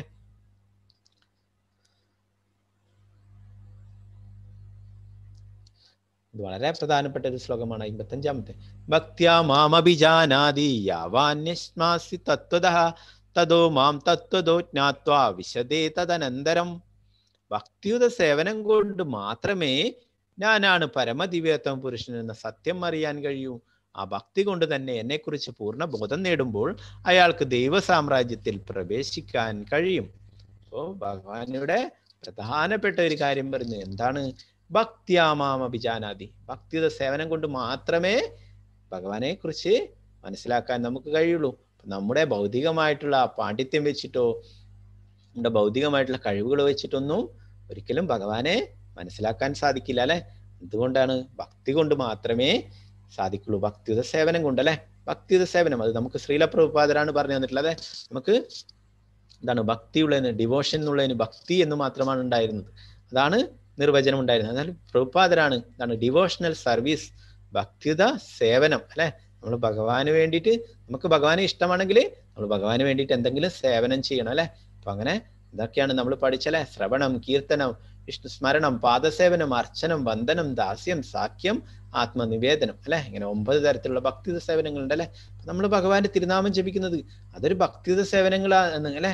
അപ്പൊ അതിലൂടെ തന്നെ നമുക്ക് ഭഗവാനെ കുറിച്ച് അറിയാൻ സാധിക്കും. ഭഗവാൻ തന്നെ പറയുന്നല്ലേ, ദദാമി ബുദ്ധിയോഗം തരുന്നു ഭഗവാൻ തന്നെ പറയുന്നുണ്ടായിരുന്നു 10ാമത്തെ അധ്യായത്തിൽ അല്ലെ. ആ ചതുർശ്ലോകത്തിൽ ഭഗവാൻ പറയുന്നു, എന്നെ മനസ്സിലാക്കാനുള്ള ബുദ്ധി ഞാൻ തരുന്നു പറയുന്നുണ്ടല്ലേ. നമുക്ക് ആത്മാർത്ഥമായിട്ട് നമ്മൾ ഭഗവാന്റെ തിരുനാമം ജപിക്കുകയാണെങ്കിൽ ഭഗവാനെ കുറിച്ചുള്ള ആ മനസ്സിലാക്കാനുള്ള ബുദ്ധി നമുക്ക് ഭഗവാൻ തരൂ അല്ലെ. എന്താണ്, ഭഗവാനിൽ എത്തിച്ചേരാനുള്ള ബുദ്ധി ഭഗവാൻ തരൂ അല്ലെ. ആ ബ്രഹ്മാവ് പോലും പറയുന്നു, ആ 4 തലയുള്ള ബ്രഹ്മാവ് അല്ലെ, ഈ എന്താണ് ആദ്യത്തെ ഈ ഭൗതികലത്തിലെ ആദ്യത്തെ ജീവാത്മാവ് അല്ലെ, അദ്ദേഹം പറയുന്നു എന്താണ്, എല്ലാവരും പറയും എനിക്ക് കൃഷ്ണനെ അറിയാം എന്നൊക്കെ, എന്നാൽ ഞാൻ പറയുന്നു എനിക്ക് കൃഷ്ണനെ കുറിച്ച് ഒന്നും അറിയില്ല. ഞാൻ പഠിച്ചത് എത്രയോ ഒരു ചെറിയ അംശം മാത്രം. വലിയൊരു സമുദ്രമാണെങ്കിൽ അതിലൊരു ചെറിയ അംശം മാത്രമേ ഞാൻ മനസ്സിലാക്കിയിട്ടുള്ളൂ. അത്രയും മഹത്തരമാണ് ഭഗവാനെ കുറിച്ചുള്ള കാര്യങ്ങള്, ഭഗവാന്റെ ലീലകള്, ഇതിനെ ഭഗവാന്റെ ആ വിഭൂതികള്. അപ്പൊ അതൊക്കെ മനസ്സിലാക്കുക വളരെ പ്രയാസമാണെന്ന് പറയുന്നു. ആ ബ്രഹ്മാവ് പറയുന്നു എന്താണ്, എനിക്ക് മനസ്സിലാക്കാൻ സാധിക്കില്ല. സാധാരണ ആൾക്കാർ പറയും എനിക്ക് കൃഷ്ണനെ അറിയാം എന്നൊക്കെ പറയുന്നുണ്ടാവും, എന്നാൽ എനിക്ക് ഒരിക്കലും അങ്ങനെ പറയാൻ സാധിക്കില്ല, എനിക്കൊന്നും അറിയില്ല എന്ന് ബ്രഹ്മാവ് പറയുന്നു. അപ്പൊ എന്താണ്, അത്രയും ആ ഭഗവാന്റെ പ്രിയ ഭക്തന്മാര് അത്രയും എന്താണ് എന്താണ് അവർക്ക് അത്രയും എന്താണ് ഉയർന്ന സ്ഥാനത്തിലാണെങ്കിലും അവർ അത്രയും എളിമ കാണിക്കുന്നു. അവർക്ക് ഒന്നും അറിയില്ല എന്ന് പറഞ്ഞിട്ടല്ലേ. പ്രഭുപാദരെ കുറിച്ച് പറഞ്ഞല്ലേ, പ്രഭുപാദരോട് നിങ്ങൾ ലോകത്തിന്റെ ഗുരുവാണോ എന്ന് ചോദിച്ചപ്പോൾ പ്രഭുപാദർ എന്താ പറഞ്ഞത്, അല്ല ഞാൻ നിങ്ങളുടെയൊക്കെ സേവകനാണെന്നാണ് പ്രഭുപാദർ പറഞ്ഞത്. അപ്പോൾ അങ്ങനെയാണ് ഉയർന്ന ഭക്തന്മാര്, അവരെപ്പോഴും എന്താണ് ഒന്നും അറിയില്ല എന്ന രീതിയിലാണ് അവര് എപ്പോഴും എന്താണ് വിചാരിക്കുക, ആൾക്കാരോട് പറയുക. ഭഗവാനോട് പറയുന്നു, അതുകൊണ്ട് തന്നെ ഭക്തിയുത സേവനം കൊണ്ട് മാത്രമേ ഭഗവാനാണ് എന്താണ് പരമ ദിവ്യോത്തമ പുരുഷൻ സത്യം അറിയാൻ കഴിയൂ എന്ന് പറയുന്നു. അപ്പോൾ ആ ഭക്തി കൊണ്ട് തന്നെ എന്നെക്കുറിച്ച് പൂർണ്ണബോധം നേടുമ്പോൾ അയാൾക്ക് ദൈവ സാമ്രാജ്യത്തിൽ പ്രവേശിക്കാൻ കഴിയുമെന്ന് പറയുന്നു. നമ്മൾ എന്താണ് കൃഷ്ണനാണ് പരമസത്യം അല്ലെ, പരമ ദിവ്യോത്തമ പുരുഷൻ ശ്രീകൃഷ്ണ ഭഗവാനാണെന്ന് അറിഞ്ഞിട്ട് ആ ഭഗവാന്റെ ഭക്തിയുത സേവനങ്ങൾ ചെയ്യുക, ഭഗവാന്റെ തിരുനാമം ജപിക്കുക അല്ലെ, ഭഗവത് പ്രസാദം കഴിക്കുക, ഭഗവാന് നിവേദ്യങ്ങൾ സമർപ്പിച്ചത് നമ്മൾ പ്രസാദമായിട്ട് സ്വീകരിക്കുക അല്ലെ. അങ്ങനെയൊക്കെ ആണെങ്കിൽ അവർ തീർച്ചയായിട്ടും ഭഗവത് ധാമിലേക്ക് പോവാൻ സാധിക്കും അല്ലെ. നമ്മൾ പഠിച്ചു അല്ലെ, മുന്നേ ആ 9ാമത്തെ അധ്യായത്തിൽ പഠിച്ചു അല്ലെ, ഭഗവാൻ എന്തെങ്കിലും സമർപ്പിക്കുക അല്ലെ, പത്രം പുഷ്പം ഫലം തോയം രമേ ഭക്തി തദഹം ഭക്തി ബൃഹൃതം അശ്നാമി പ്രേതാത്മന എന്ന് ഭഗവാൻ പറഞ്ഞല്ലേ. ഇതാണ് ഇവിടെ കാണാം, ഗജേന്ദ്രൻ എന്താണ് കൊടുത്തിട്ടുള്ളത്, ഒരു പുഷ്പം അല്ലെ. ഭഗവാന് ആ മുതലയുടെ പിടിയിൽ എന്താണ് ആയിരക്കണക്കിന് വർഷങ്ങൾ ആ മുതലയുമായിട്ട് എന്താണ് ഗജേന്ദ്രനും മുതലയുമായിട്ട് എന്താണ് ആ പിടിവേലി നടന്നു അല്ലെ. അതിൽ നിന്ന് ഒരിക്കലും രക്ഷപ്പെടാൻ സാധിക്കുന്നില്ല. ആ മുതലയുടെ എന്താണ് ആ പിടിയിൽ നിന്ന് രക്ഷപ്പെടാൻ സ്വന്തം കഴിവുകൊണ്ട് കുറെ പ്രയത്നിച്ചു നോക്കിയാലെ അവസാനം ഒന്നും സാധിക്കാതെ വന്നപ്പോൾ അദ്ദേഹത്തിന് ആ പൂർവ്വജന്മത്തിൽ ചെയ്ത ഭക്തിയുത സേവനങ്ങളുടെ ഫലമായിട്ട് അദ്ദേഹത്തിന് എന്താണ് ആ ഭഗവാനെ കുറിച്ച് ഓർമ്മ വരികയും ഭഗവാന്റെ സ്തുതികൾ ഓർമ്മ വരികയും അങ്ങനെ ഭഗവാനെ സ്തുതിക്കുകയും ചെയ്തല്ലേ. ശ്രീമദ് ഭാഗവതത്തിൽ ഗജേന്ദ്ര സ്തുതി എന്ന് പറഞ്ഞിട്ട് വളരെ മനോഹരമായിട്ടുള്ള ഭാഗമുണ്ട്. ആ ഗജേന്ദ്രൻ ഭഗവാനെ സ്തുതിക്കുന്നല്ലേ, ഒരു താമരപ്പൂവ് എടുത്തിട്ട് ഭഗവാന്റെ നേരെ നീട്ടിയിട്ട് ഭഗവാനെ സ്തുതിച്ചല്ലേ. അപ്പോഴും ഭഗവാൻ ആ ഗരുഡന്റെ പുറത്ത് നിന്നിട്ട് വന്നെന്നാ പറഞ്ഞേ ആ ഗജേന്ദ്രന് മോക്ഷം നൽകാനായിട്ട്. അപ്പോൾ എന്താണ് ഭക്തിയിലെ കൂടി മാത്രമേ ഭഗവത് ധാമിലേക്ക് എത്താൻ സാധിക്കുന്നു എന്നല്ലേ. ആ ഗജേന്ദ്രന് എന്താണ് ആ ഇന്ദ്രദ്യുമ്ന മഹാരാജാവിന് ഒരു ശാപമാണ് അഗസ്ത്യമുനിയിൽ നിന്ന് കിട്ടിയതെങ്കിലും അവസാനം എന്താണ് അത് കാരുണ്യമായി മാറി അല്ലെ. ആ ഒരു ജന്മം കൊണ്ട് തന്നെ ഭഗവാന്റെ അടുത്തേക്ക് പോവാൻ സാധിച്ചു. സർവകർമാണ്യഭി സദാ കുർവാണോ മത്വ്യാപശ്രയ മത്പ്രസാദാതവാപ്നോതി ശാശ്വതം പദം അവ്യയം. ഏതുതരം പ്രവൃത്തികളിൽ ഏർപ്പെട്ടിരുന്നാലും എന്നെ മാത്രം ആശ്രയിക്കുന്ന എൻ്റെ വിശുദ്ധ ഭക്തൻ എൻ്റെ കാരുണ്യത്താലും സംരക്ഷണത്താലും അനശ്വരവും ശാശ്വതമായ എൻ്റെ ധാമം പ്രാപിക്കും. ഇപ്പൊ ഭഗവാനോട് പറയുന്നു, ഏതുതരം പ്രവൃത്തികളിൽ ഏർപ്പെട്ടാലും ഭഗവാനെ മാത്രം ആശ്രയിക്കുന്ന അല്ലെ. അങ്ങനെയുള്ള ആ ഭഗവാന്റെ വിശുദ്ധ ഭക്തന്മാര് ഭഗവാന്റെ കാരുണ്യത്താലും സംരക്ഷണത്താലും അനശ്വരവും ശാശ്വതമായ ഭഗവത് ധാമിൽ എത്തിച്ചേരുന്നു പറഞ്ഞ് എൻ്റെ ധാമം പ്രാപിക്കുമെന്ന് ഭഗവാനോട് ഉറപ്പിച്ച് പറയുന്നു അല്ലെ. നമുക്ക് എന്താണ് വേണ്ടത്, എല്ലാറ്റിനും ഭഗവാനെ ആശ്രയിക്കണം അല്ലെ. എന്ത് ഉണ്ടെങ്കിലും ഇതൊക്കെ ആ ഭഗവാന്റെ കാരുണ്യമാണ്. നമുക്ക് എന്തൊക്കെ കഴിവുകളും സിദ്ധികളും ഇതൊക്കെ കിട്ടിയിട്ടുണ്ടെങ്കിൽ അതൊക്കെ എന്താണ് ഭഗവാന്റെ കാരുണ്യം കൊണ്ടാണെന്ന് പറയാം അല്ലെ.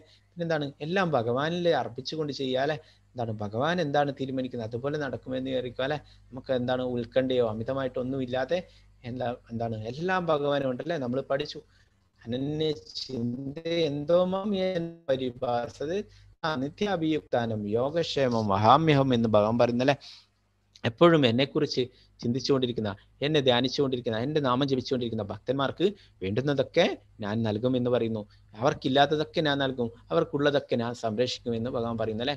അത് തന്നെയാണ് ഭഗവാൻ ഇവിടെ പറയുന്നത്. അതാണ് അങ്ങനെയുള്ള ഭക്തന്മാരെ ഭഗവാൻ എപ്പോഴും സംരക്ഷിക്കുന്നു. അങ്ങനെ ഭഗവാന്റെ കാരുണ്യം കൊണ്ട് അവർക്ക് ശാശ്വതമായിട്ടുള്ള ആ ഭഗവദ്ധാമിലേക്ക് പോകാൻ സാധിക്കും.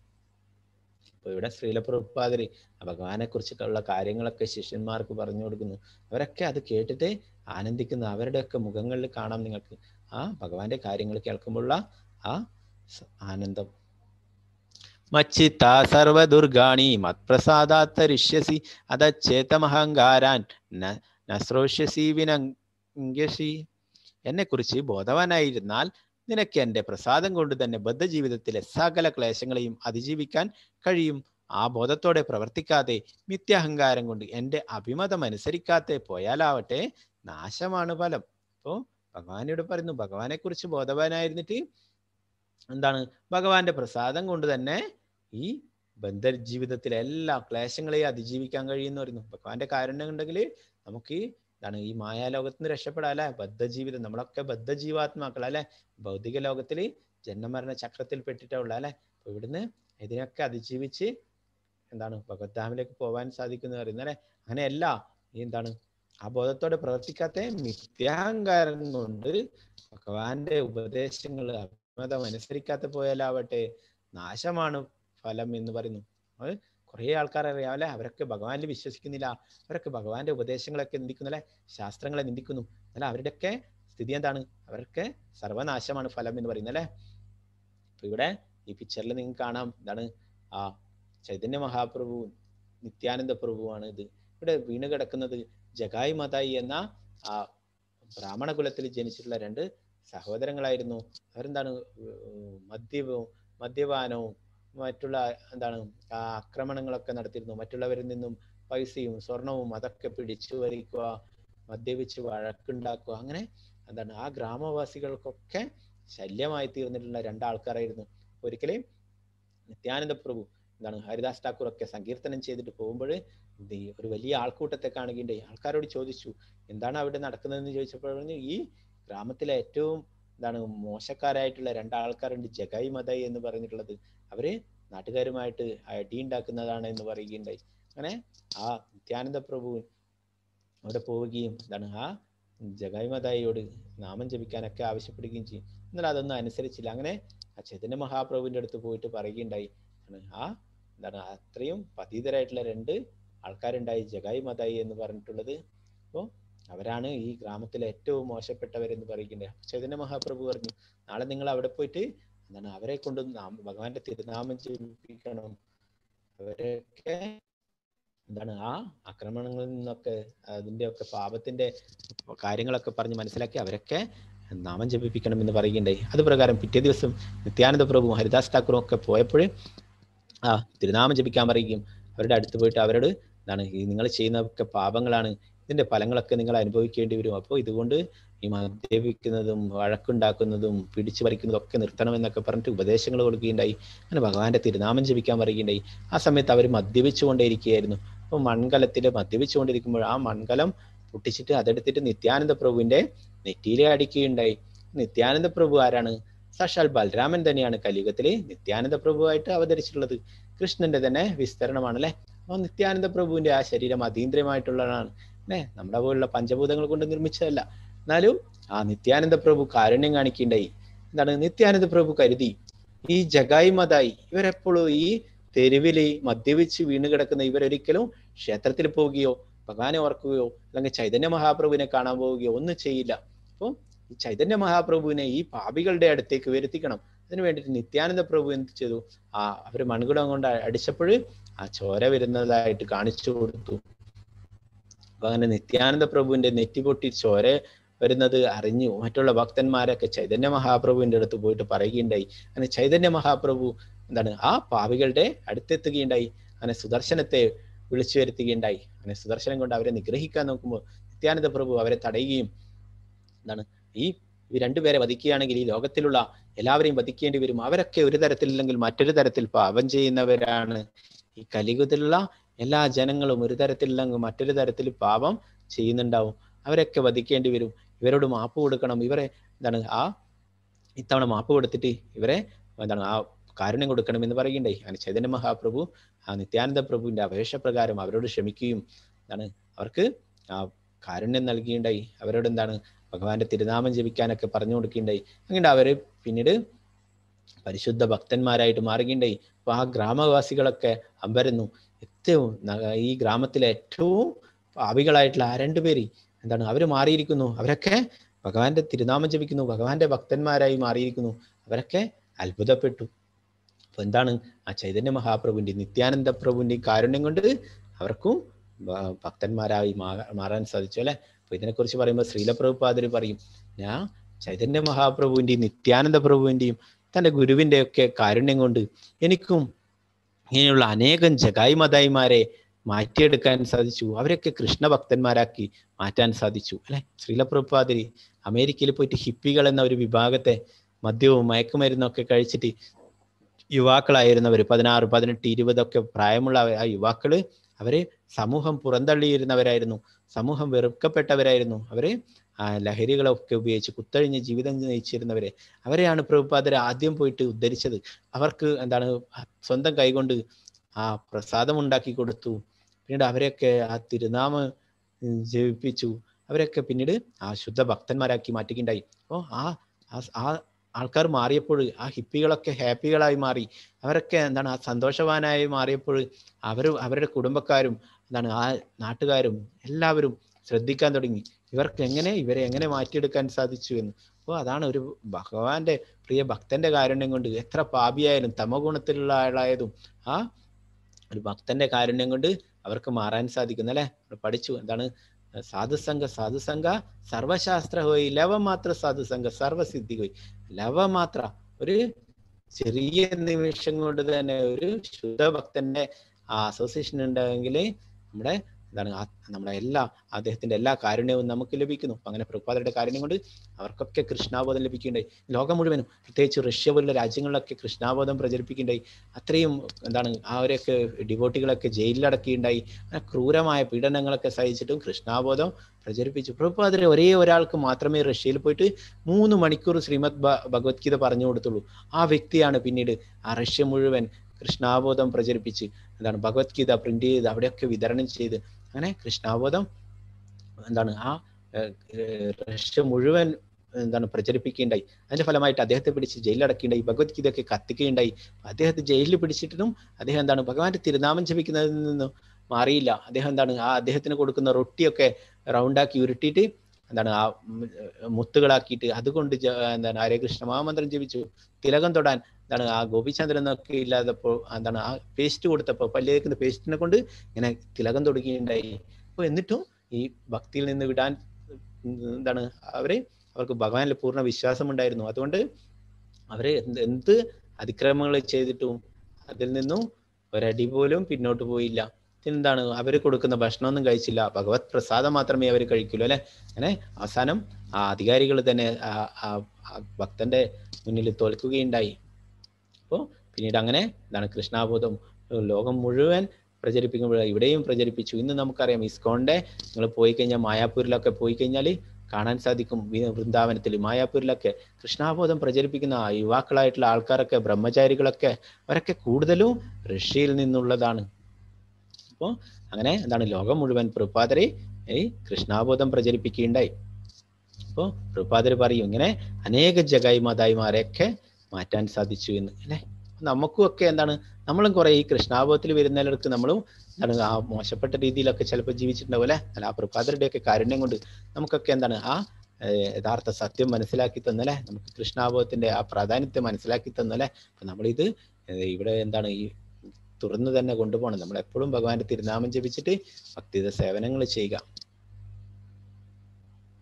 ഈശ്വര സർവഭൂതാനാം ഹൃദ്ദേശാർജുന തിഷ്ഠതി ഭ്രാമയൻ സർവഭൂതാനി യന്ത്രാരൂഢാനി മായയ. അർജുന, പരമപുരുഷൻ എല്ലാവരുടെയും ഹൃദയത്തിൽ കുടികൊള്ളുകയും ഭൗതിക ശക്തിയാൽ നിർമ്മിതമായ യന്ത്രത്തിൽ എന്ന പോലെ സ്ഥിതി ചെയ്യുന്ന ജീവാത്മാക്കളുടെ ഭ്രമണത്തെ നിയന്ത്രിക്കുകയും ചെയ്യുന്നു. ഭഗവാനോട് പറയുന്നു, എല്ലാവരുടെ ഹൃദയത്തിലും ഭഗവാൻ ഉണ്ടല്ലേ, പരമാത്മാവായിട്ട്. നമ്മൾ നേരത്തെ പറഞ്ഞു, ആനയുടെയും ബ്രാഹ്മണന്റെയും ചണ്ടാലന്റെയും അല്ലെ, പശുവിന്റെയും എല്ലാവരുടെയും നായയുടെയും എല്ലാവരുടെയും എന്താണ് ഹൃദയത്തിലും ഭഗവാനുണ്ട് പരമാത്മാവായിട്ട് അല്ലെ. ഭഗവാനോട് പറയുന്നു, ഈശ്വരാ സർവഭൂതാനാം ഹൃദ്ദേശാർജുന തിഷ്ഠതി എന്ന് ഭഗവാൻ പറയുന്നു. തമേവ ശരണം ഗച്ഛ സർവഭാവേന ഭാരത തത്പ്രസാദാത് പരാം ശാന്തി സ്ഥാനം പ്രാപ്സ്യസി ശാശ്വതം. ഹേ ഭാരത, ആ പരമപുരുഷനെ ആത്മാർപ്പണം ചെയ്യൂ. അവിടുത്തെ പ്രസാദം കൊണ്ട് നീ പരമമായ ശാന്തി നേടും, ശാശ്വതമായ പരമപദം പ്രാപിക്കും. അപ്പോ ഭഗവാനെ അല്ലെ, ഭഗവാനെ എന്താണ് ആ പരമപുരുഷനെ ആത്മാർപ്പണം ചെയ്യാൻ വേണ്ടിയിട്ടാണ് പറയുന്നത്.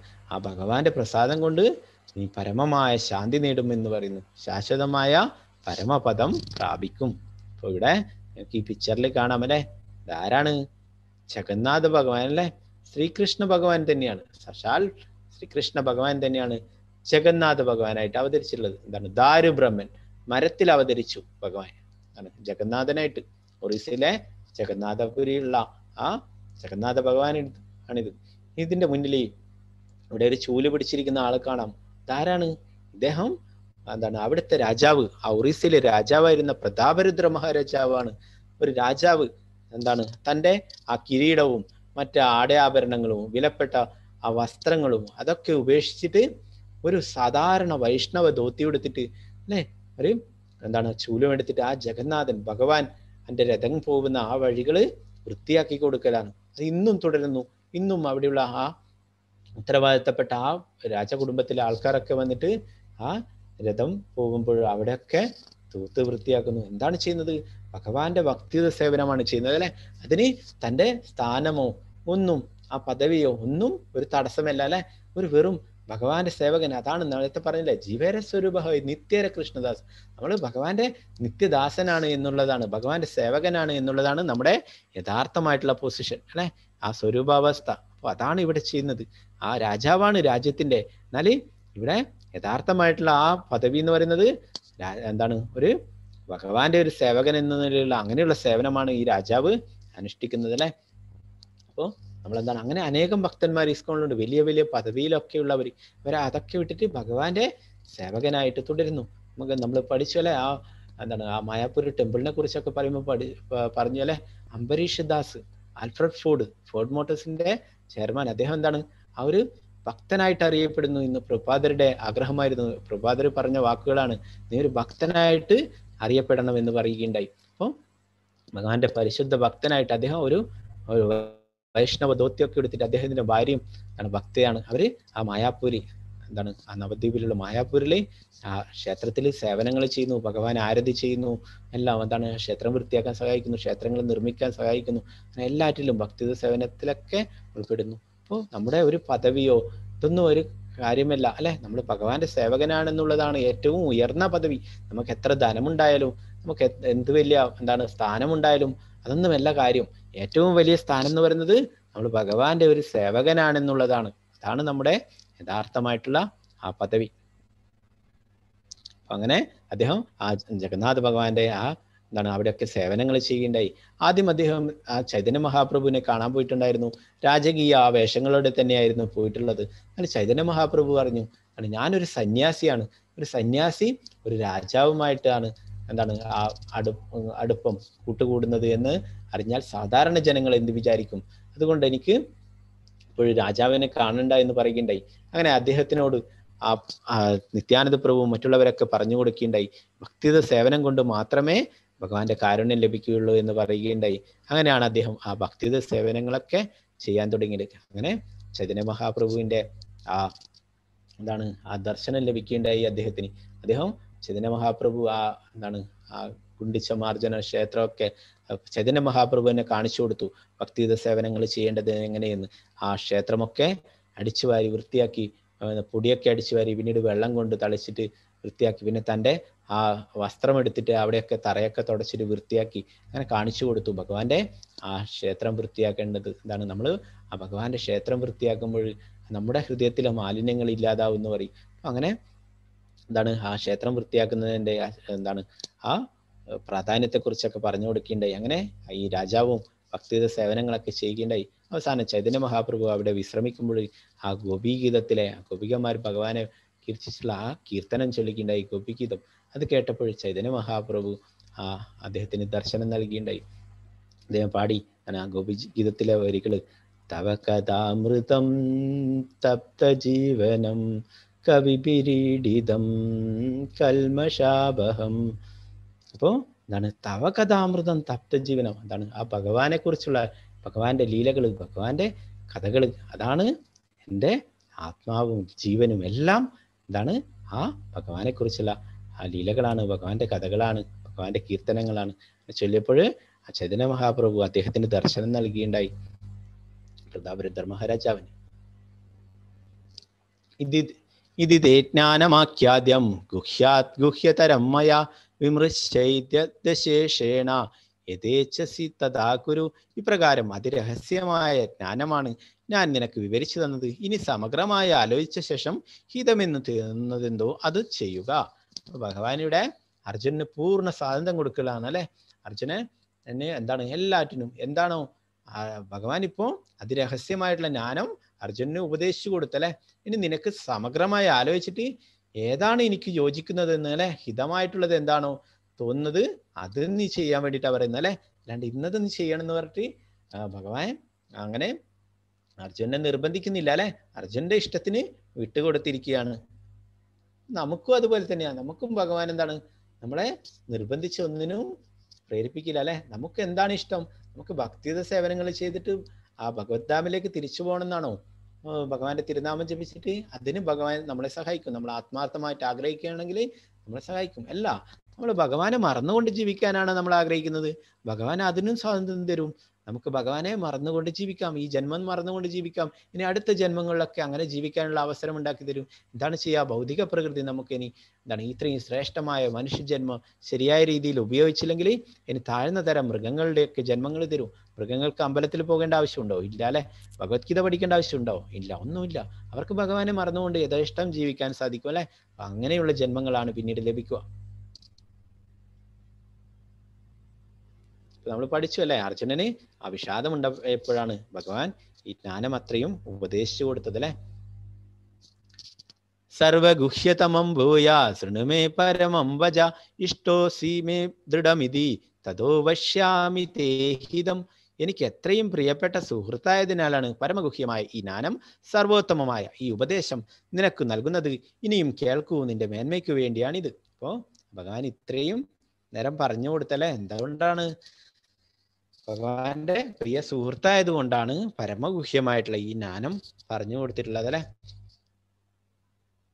ഇനിയും കേൾക്കൂ, എന്താണ് ഭഗവാൻ ഇനിയും ശ്രേഷ്ഠമായിട്ടുള്ള കാര്യങ്ങളൊക്കെ അർജുനന്റെ നന്മക്ക് വേണ്ടിയിട്ട് മേന്മയ്ക്ക് വേണ്ടിയിട്ട് പറഞ്ഞു കൊടുക്കുന്നുണ്ട്.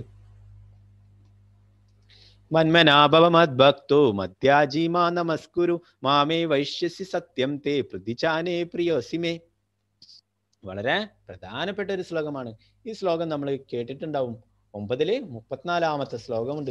എന്താണ്? രാജവിദ്യ രാജഗുഹ്യം എന്ന അധ്യായത്തിലെ അവസാനത്തെ ശ്ലോകം അല്ലെ. അതിൽ ഈ 2 വരികൾ, അതേ വരികൾ തന്നെയാണ് ഭഗവാൻ ഇവിടെ വീണ്ടും പറയുന്നത്. മന്മനാഭവമദ്ഭക്തോ മദ്യാജീമാം നമസ്കുരു. വളരെ പ്രധാനപ്പെട്ട കാര്യമാണ് അല്ലെ. എന്താണ് പറയുന്നത്? എപ്പോഴും എന്നെ ഓർക്കുക, എന്റെ ഭക്തനാവുക, എന്നെ ആരാധിക്കുകയും പ്രണമിക്കുകയും ചെയ്യുക.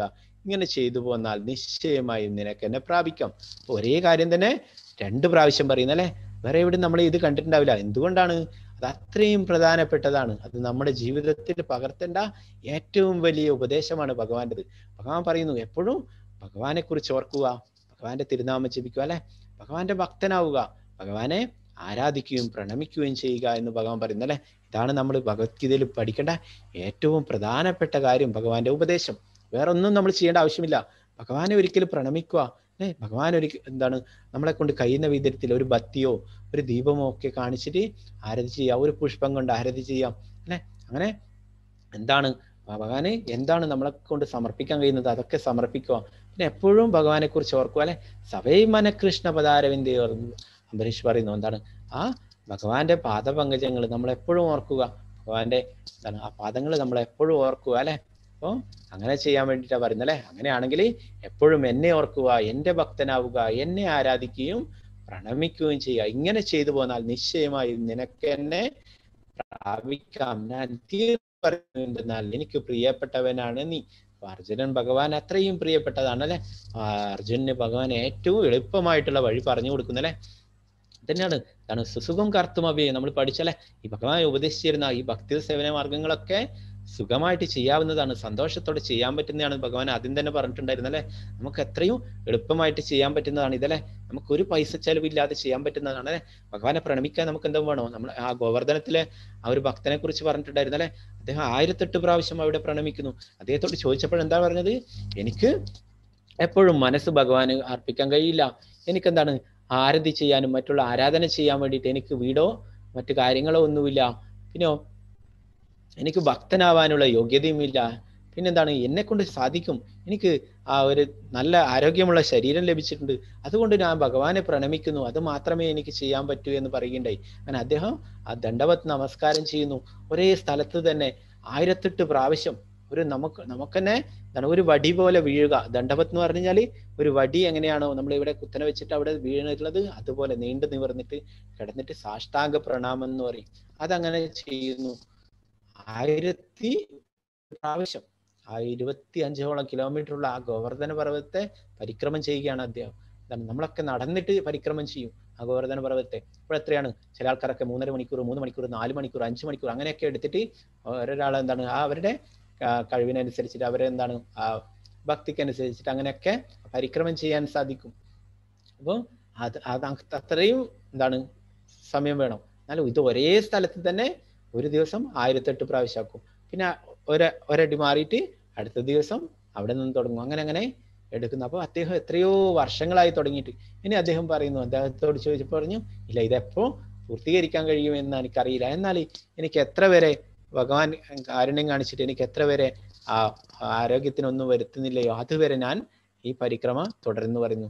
അപ്പോൾ അദ്ദേഹം എന്താണ് അത്രയും വേറെ ഒന്നും ചെയ്യാൻ പറ്റുന്നില്ല, എന്നാൽ ഭഗവാനെ പ്രണമിക്കുന്നു അല്ലെ. നമുക്ക് എന്താണ് ഇതൊക്കെ ചെയ്യാൻ പറ്റും. നമുക്ക് ഭഗവാനെ കുറിച്ച് ഓർക്കാൻ സാധിക്കും അല്ലെ. നമുക്ക് ഭഗവാന്റെ ആരതി ചെയ്യാനൊക്കെ സൗകര്യമുണ്ട് അല്ലെ. നമുക്ക് അതൊക്കെ വീടുകളിൽ ഭഗവാനെ പൂജിക്കാം അല്ലെ. പിന്നെന്താണ് ഭഗവാനെ പ്രണമിക്കുക, എല്ലാം ചെയ്യാൻ പറ്റും അല്ലെ. അപ്പൊ നമുക്ക് ഭഗവാൻ അങ്ങനെയുള്ള സൗകര്യങ്ങളൊക്കെ തന്നിട്ടുണ്ട് അല്ലെ. അപ്പൊ നമ്മളെ വീട് അത് ഭഗവാന്റെ വീടായിട്ട് കരുതണം. നമ്മളതിൽ ഭഗവാനെ വെക്കുക. ആ വീടിന്റെ പൂജാമുറിയിൽ ഭഗവാനെ വെച്ചിട്ട് ഭഗവാന് എന്തെങ്കിലും നിവേദ്യങ്ങൾ സമർപ്പിക്കുക, ഭഗവാൻ ഒരു ദീപം കാണിക്കുക അല്ലെ, ഭഗവാന്റെ കീർത്തനങ്ങൾ ചൊല്ലുക. അതൊക്കെയാണ് ഭഗവാൻ ഇഷ്ടം. ഭഗവാൻ എന്നാൽ ഇതിന്റെ ഒന്നും ആവശ്യമില്ല. ഭഗവാൻ നമ്മളോട് കാരുണ്യം കാണിക്കുന്നതാ. നേരത്തെ ആ ജഗായ് മാതായിന്റെ അടുത്ത് നിത്യാനന്ദ പ്രഭു എന്തായി ചെയ്തത്? ആ ചൈതന്യ മഹാപ്രഭുവിനെ അവിടെ വരുത്തിച്ചു അല്ലെ. അവരൊരിക്കലും ചൈതന്യ മഹാപ്രഭുവിനെ കാണാൻ പോവില്ല അല്ലെ. അതുകൊണ്ട് നിത്യാനന്ദ പ്രഭു അവിടെ വരുത്തിച്ചു. അതുപോലെ ഭഗവാൻ അർച്ചാവിഗ്രഹമായിട്ട് നമ്മുടെയൊക്കെ വീടുകളിൽ വന്നിട്ടുള്ളതാണ്. ഫോട്ടോയുടെ രൂപത്തിലായാലും ആ വിഗ്രഹത്തിന്റെ രൂപത്തിലായാലും അത് സാക്ഷാൽ ഭഗവാൻ തന്നെയാണ് അല്ലെ. പ്രതിമാ നഹീതു സാക്ഷാൽ ബ്രജേന്ദ്രനന്ദൻ, അത് സാക്ഷാൽ ഭഗവാൻ തന്നെയാണ്. അപ്പൊ നമ്മള് ആ ഭഗവാൻ എന്തെങ്കിലും നിവേദിക്കുക, എന്തെങ്കിലും പൂജകൾ ചെയ്യുക, ആരതി ചെയ്യുക, എന്തെങ്കിലും പുഷ്പങ്ങൾ അർപ്പിക്കുക, തുളസി ഇല അർപ്പിക്കുക, അങ്ങനെ അതൊക്കെ ചെയ്യുക. എന്നാല് തീർച്ചയായിട്ടും നമ്മുടെ എല്ലാ ഭാവപ്രതികളിൽ നിന്നും ഭഗവാൻ രക്ഷിക്കും അല്ലെ. നമുക്ക് ഭഗവത്ധാമിലേക്ക് തിരിച്ചു പോകാനും സാധിക്കും അല്ലെ. ഇത് ഏറ്റവും ഈസി ആയിട്ടുള്ള വഴിയാണ് ഭഗവാൻ പറഞ്ഞു തരുന്നത് അല്ലെ. അതപ്പോൾ എല്ലാവരും നമ്മുടെ ജീവിതത്തിൽ പകർത്തുക, നമ്മൾ പാലിക്കുക. എന്നാൽ മാത്രമേ നമ്മൾ ഈ ക്ലാസ്സുകളൊക്കെ അറ്റൻഡ് ചെയ്യുന്നതിനുള്ള ഗുണമുള്ളൂ. അത് നമ്മുടെ ജീവിതത്തിൽ പകർത്തണം അല്ലെ. അതുകൊണ്ട് യാതൊരു കാര്യമില്ല അല്ലെ. പണ്ട് നമ്മള് ഇത് ആൾക്കാർ പറയും അല്ലെ, തത്തയെ പഠിപ്പിച്ച പോലെ ആവരുതെന്ന് പറയും അല്ലെ.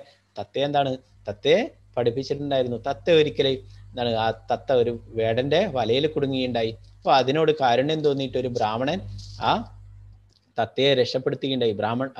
വേടന് കുറെ പൈസയൊക്കെ കൊടുത്തിട്ട് തത്തയെ പിടിച്ച് വീട്ടിലേക്ക് കൊണ്ടുപോവുകയുണ്ടായി. അങ്ങനെ തത്തയെ ഉപദേശിക്കാൻ തുടങ്ങി. തത്തയോട് പറഞ്ഞു, വേടം വരും, വലവിരിക്കും, ധാന്യം വിതറും, തിന്നരുത് എന്ന് പറഞ്ഞു കൊടുത്തു.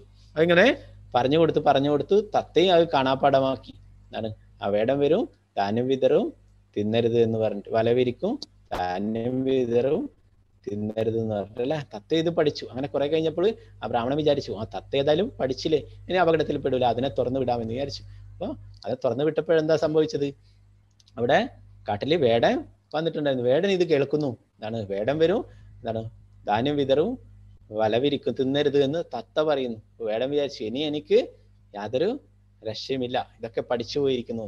എന്നാലും പോട്ട്, ഇനി ഏതായാലും ഒന്ന് വല വിരിച്ചു നോക്കാമെന്ന് വിചാരിച്ചു. അങ്ങനെ ധാന്യം വിതറി വല വിരിച്ചു. ആ തത്ത പോയിട്ട് എന്താണ്, അത് തിന്നുകയും ചെയ്തു അല്ലെ. അപ്പൊ എന്താണ്, അങ്ങനെ ആ വേടന്റെ വലയിൽ പെടുകയും ചെയ്തു. അപ്പൊ നമ്മളെന്താണ്, ഈ ഭൗതിക ലോകത്തെ ജന്മമൃത്യു ജരാവ്യാധി ചക്രത്തിൽ നിന്ന് രക്ഷപ്പെടാൻ വേണ്ടിയിട്ടാണ് ഭഗവാൻ ഈ ഉപദേശങ്ങളൊക്കെ തരുന്നത് അല്ലെ. അപ്പൊ നമ്മൾ ഇത് ജീവിതത്തിൽ പകർത്തുക, നമ്മൾ പാലിക്കുക അല്ലെ. അങ്ങനെയാണെങ്കിൽ തീർച്ചയായിട്ടും നമുക്ക് വീണ്ടും വീണ്ടും ഇവിടെ ജന്മം എടുക്കേണ്ടി വരില്ല.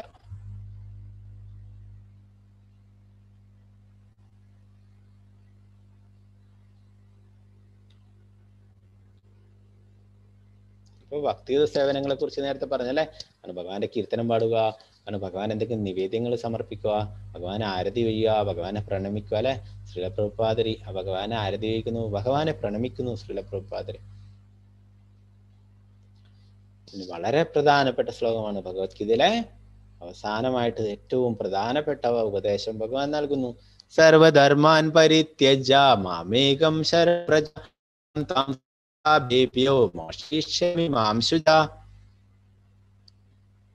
നമുക്ക് എല്ലാവർക്കും ഈ ശ്ലോകം ഒരു പ്രാവശ്യം ചൊല്ലാം. ഹരേ കൃഷ്ണ. അൺമ്യൂട്ട് ചെയ്തിട്ടുണ്ട്, എല്ലാവർക്കും ഒരുമിച്ച് ചൊല്ലാം.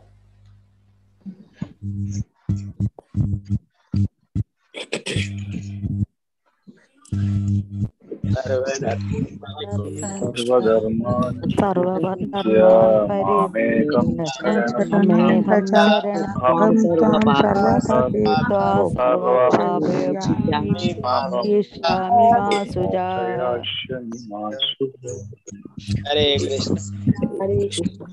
Thank you. ഹരേ കൃഷ്ണ. അപ്പൊ ഭഗവാനോട് പറയുന്നു, സർവധർമാൻ പരിത്യജ്യ മാമേകം ശരണം വ്രജ അഹം ത്വാം സർവപാപേഭ്യോ മോക്ഷയിഷ്യാമി മാം ശുച. മാമേകം ശരണം വ്രജ എന്ന് പറയുന്നത്.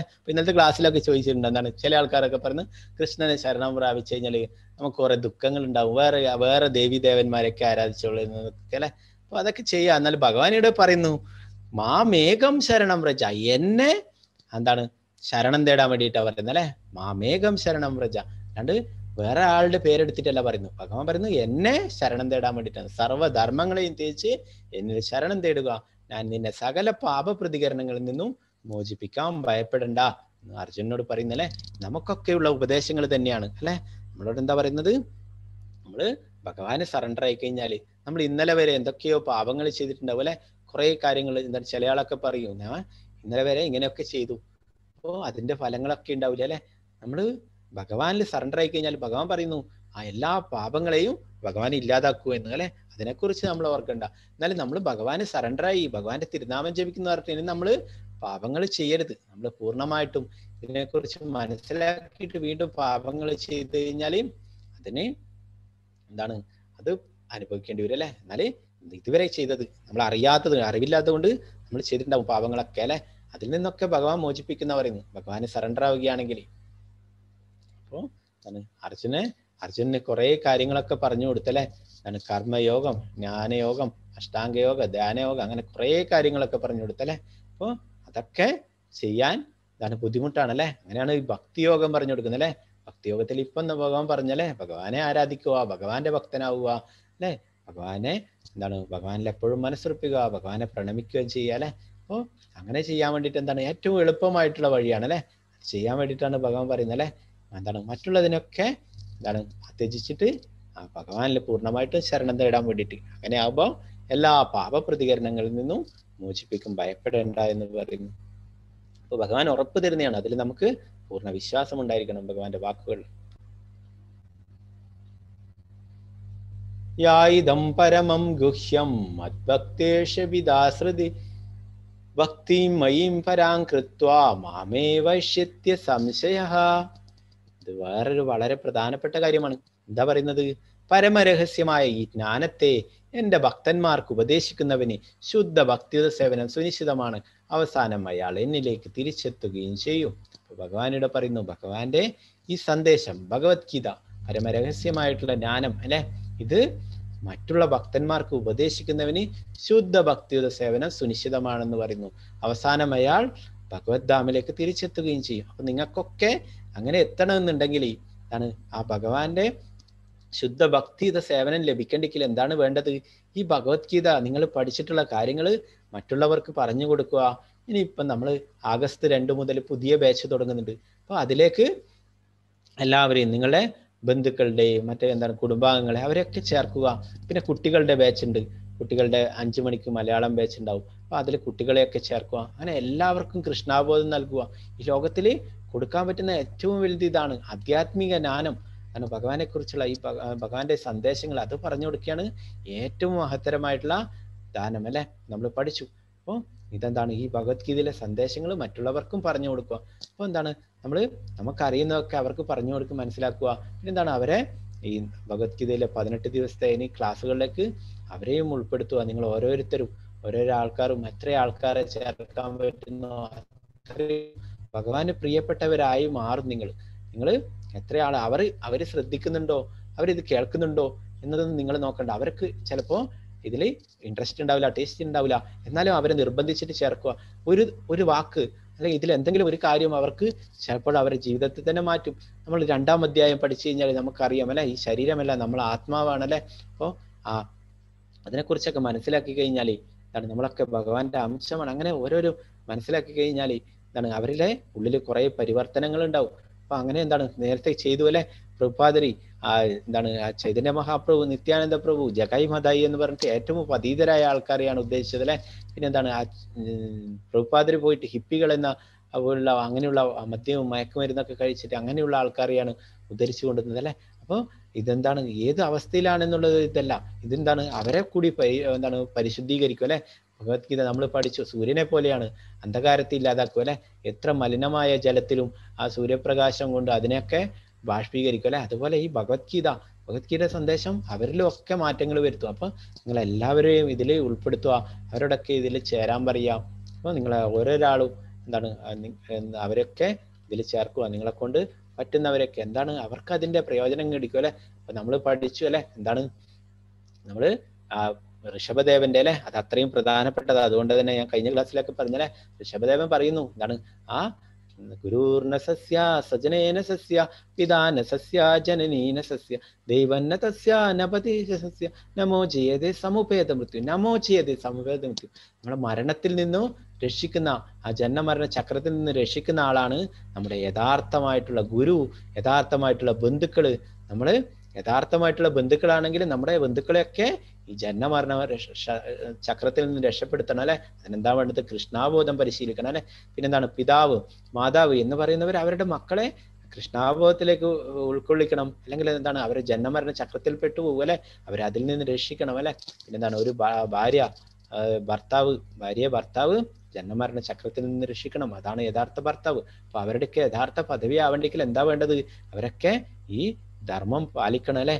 ഈ കൃഷ്ണാബോധം മറ്റുള്ളവർക്കും കൊടുക്കണം അല്ലെ. അവരെയൊക്കെ കൃഷ്ണാബോധവാന്മാരാക്കണം. അവരെ ഈ വീണ്ടും ഈ ഒരു അമ്മയുടെ ഗർഭപാത്രത്തിൽ പിറക്കാൻ അവസരം കൊടുക്കാത്ത അവരെ ഈ ജന്മം തന്നെ അവരെ ഈ ഭൗതിക ലോകത്ത് നിന്ന് രക്ഷപ്പെടുത്താൻ ശ്രമിക്കണം അല്ലെ. അതാണ് വളരെ പ്രധാനപ്പെട്ടത്. അപ്പൊ ഭഗവാൻ ഇവിടെ പറയുന്നു, ഭഗവാൻ ഉപദേശിച്ചു തന്നിട്ടുള്ള ഈ മഹത്തരമായിട്ടുള്ള ജ്ഞാനം, പരമരഹസ്യമായ ജ്ഞാനം ഭക്തന്മാർക്ക് ഉപദേശിക്കുന്നവൻ ഭഗവാൻ ഏറ്റവും പ്രിയപ്പെട്ടവനാണ്. ശുദ്ധ ഭക്തി സേവനം സുനിശ്ചിതമാണ്. അവസാനം അയാൾ അതിലേക്ക് തിരിച്ചെത്തുകയും ചെയ്യുന്നു. അടുത്ത ശ്ലോകത്തിൽ അതിന്റെ ബാക്കി ഭഗവാൻ പറയുന്നു, നജത്തസ്മാൻ മനുഷ്യേഷു കശ്ചിന്മേ പ്രിയ കൃത്തമഃ ഭവിദാന ശമേ തസ്മാ ധന്യപ്രിയതരോ ഭുവി. അങ്ങനെയുള്ള ഒരു ഭൃത്യനേക്കാൾ എനിക്ക് പ്രിയങ്കരനായിട്ട് ഈ ലോകത്തിൽ മറ്റൊരാളില്ല, ഇനി ഒരിക്കലും ഉണ്ടാവുകയില്ല. അപ്പൊ ഭഗവാൻ എന്താ പറയുന്നത്? ആരാണ്? എങ്ങനെയുള്ള ഭൃത്യനെ കുറിച്ചാണ് പറയുന്നത്? ഭഗവാന്റെ ഈ ഭഗവത്ഗീതയിലെ സന്ദേശങ്ങൾ പ്രചരിപ്പിക്കുന്ന ഒരു ഭൃത്യനേക്കാൾ എനിക്ക് പ്രിയങ്കരനായിട്ട് ഈ ലോകത്തിൽ മറ്റൊരാളില്ല എന്ന് പറയുന്നു. ഇനി ഒരിക്കലും ഉണ്ടാവുകയുമില്ല എന്ന് ഭഗവാന് ഉറപ്പിച്ചു പറയുന്നു. അപ്പൊ നമ്മള് ഭഗവാന് പ്രിയപ്പെട്ടവരാവണോ എങ്കിൽ നമ്മൾ ഈ ഭഗവത്ഗീതയുടെ സന്ദേശങ്ങൾ എല്ലാവരിലും എത്തിക്കണം അല്ലെ, അതിന് പ്രചരിപ്പിക്കണം. അതിന് നമ്മൾ ഇസ്കോൺ ബാംഗ്ലൂർ തന്നെ ഭഗവത്ഗീത കോഴ്സ് ഒക്കെ നടത്തുന്നുണ്ട്. അപ്പൊ അതിൽ നിങ്ങൾക്ക് അതിൽ അതിന്റെ ഭാഗവാക്കാവാൻ വേണ്ടിയിട്ട് ഇനിയും നിങ്ങൾ പറ്റും.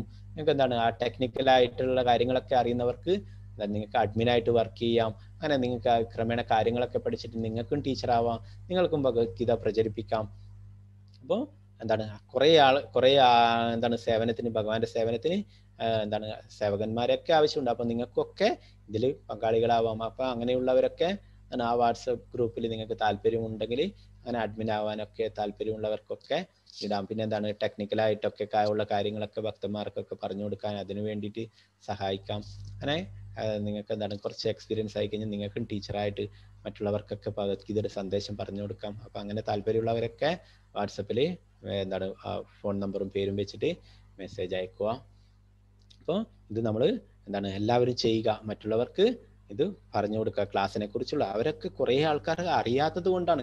എത്രയോ ലക്ഷക്കണക്കിന് ആൾക്കാരുണ്ട് എത്രയോ വിഷമങ്ങൾ അനുഭവിക്കുന്നു ഈ സിറ്റുവേഷനിൽ അല്ലെ. അവർക്കൊന്നും ജോലി നഷ്ടപ്പെട്ട് രോഗങ്ങൾ വന്ന് ഉള്ള പൈസയൊക്കെ പോയി അല്ലെ. അങ്ങനെ പലതരത്തിലും ഉറ്റവരൊക്കെ എന്താണ് ഇല്ലാതായി, അവരെയൊക്കെ വിട്ടുപിരിഞ്ഞ് അങ്ങനെയുള്ള വിഷമം, അങ്ങനെ കുറേ ആൾക്കാർ ഈ ലോകത്തിൽ ദുഃഖങ്ങൾ അനുഭവിക്കുന്നുണ്ട്. അവർക്കൊക്കെ നമുക്ക് ചെയ്യാൻ പറ്റുന്നതാണ് ഇത്. ഭഗവത്ഗീതയുടെ സന്ദേശങ്ങൾ മനസ്സിലാക്കിയിട്ട് എന്താണ് നമ്മുടെ തൽക്കാലത്തേക്കുള്ളതാണ് ഈ ഭൗതിക ജീവിതം എന്നുള്ളത് അല്ലെ. നമ്മുടെ ഈ ശരീരം എന്നുള്ളത് തൽക്കാലത്തേക്കുള്ളതാണ്. അതിനെക്കുറിച്ചൊക്കെ മനസ്സിലാക്കി കഴിഞ്ഞാൽ അവരുടെ പകുതിയും അവരുടെ ദുഃഖങ്ങളും വിഷമങ്ങളൊക്കെ ഇല്ലാതാവും അല്ലെ. അപ്പൊ അതിനൊക്കെ വേണ്ടിയിട്ട് അവരെയൊക്കെ സഹായിക്കുക അല്ലെ. പരദുഃഖ ദുഃഖി എന്ന് പറയുക ഒരു യഥാർത്ഥ വൈഷ്ണവൻ. അവരെന്താണ് മറ്റുള്ളവരുടെ ദുഃഖത്തിലും അവരുടെ ദുഃഖത്തിലും എന്താണ് ദുഃഖിക്കുക, അവരെ സഹായിക്കുക.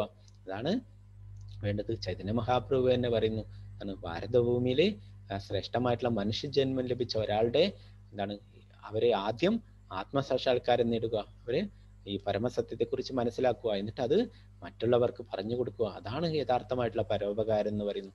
നിങ്ങളൊക്കെ ആ ഭഗവാന്റെ സന്ദേശങ്ങൾ പ്രചരിപ്പിക്കുക, എല്ലാവരെയും അതിലെ കോഴ്സിലേക്ക് ചേർക്കുക. അപ്പോൾ പ്രഭുപാദർ അല്ലെ, ശ്രീല പ്രഭുപാദരെ പോലെ ഭഗവാന് പ്രിയപ്പെട്ടത് ആരാ ഉണ്ടാവുക? ഈ ലോകത്തിൽ തന്നെ എല്ലാവർക്കും കൃഷ്ണാബോധം നൽകിയിട്ടുണ്ടായി അല്ലെ. അത്രയും ലോകം മുഴുവൻ കൃഷ്ണാബോധം പ്രചരിപ്പിച്ചു ഈ പ്രഭുപാദർ ഒരേ വ്യക്തിയാണ് അല്ലെ. പ്രഭുപാദർ ഒറ്റ ഒരാളാണ്.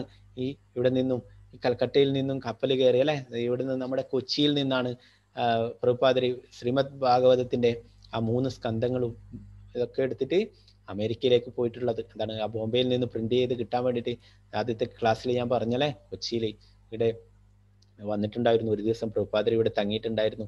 പ്രഭുപാദർ വളരെ ഇഷ്ടപ്പെട്ടു കേരള അല്ലെ. അതുകൊണ്ട് തന്നെയായിരിക്കും നമുക്കും കൃഷ്ണാബോധം ഒക്കെ ലഭിക്കാൻ കാരണമായിട്ടുള്ള പ്രഭുപാദരുടെ കാരുണ്യം കൊണ്ട്. അപ്പൊ ആ പ്രഭുപാദർ ലോകം മുഴുവൻ കൃഷ്ണാബോധം പ്രചരിപ്പിച്ചു. ഭഗവാന്റെ സന്ദേശങ്ങൾ ഭഗവത്ഗീത 85ഓളം ഭാഷകളിൽ വിവർത്തനം ചെയ്ത് പ്രചരിപ്പിച്ചു. അപ്പോൾ ആ പ്രഭുപാദരെക്കാളും പ്രിയങ്കരനായിട്ട് ആരാണ് ഉള്ളത് ഭഗവാന് അല്ലെ. ഭഗവാൻ പറയുന്നു, എൻ്റെ ഈ സന്ദേശങ്ങൾ പ്രചരിപ്പിക്കുന്നവരാണ് എനിക്ക് ഏറ്റവും പ്രിയപ്പെട്ടത്. അപ്പൊ പ്രഭുപാദർ ഭഗവാൻ ഏറ്റവും പ്രിയപ്പെട്ടതാണ്. അതാണ് പ്രഭുപാദർക്ക് ഇത്രയും കാരുണ്യം ലഭിച്ചത്. അല്ലാതെ ഒരു സാധാരണ വ്യക്തിക്ക് സാധിക്കുന്നതല്ല. 70ാമത്തെ വയസ്സിൽ ഈ വയസ്സുകാലത്ത് അമേരിക്ക പോലുള്ള ഒരു സമ്പന്ന രാജ്യത്ത് പോയിട്ട് ഈ കൃഷ്ണാബോധം, ഇവിടെ ഇന്ത്യയിലെ ആൾക്കാരോട് തന്നെ ഇത് പറഞ്ഞു കൊടുത്തു കഴിഞ്ഞാൽ കേൾക്കാൻ താല്പര്യമില്ല അല്ലെ.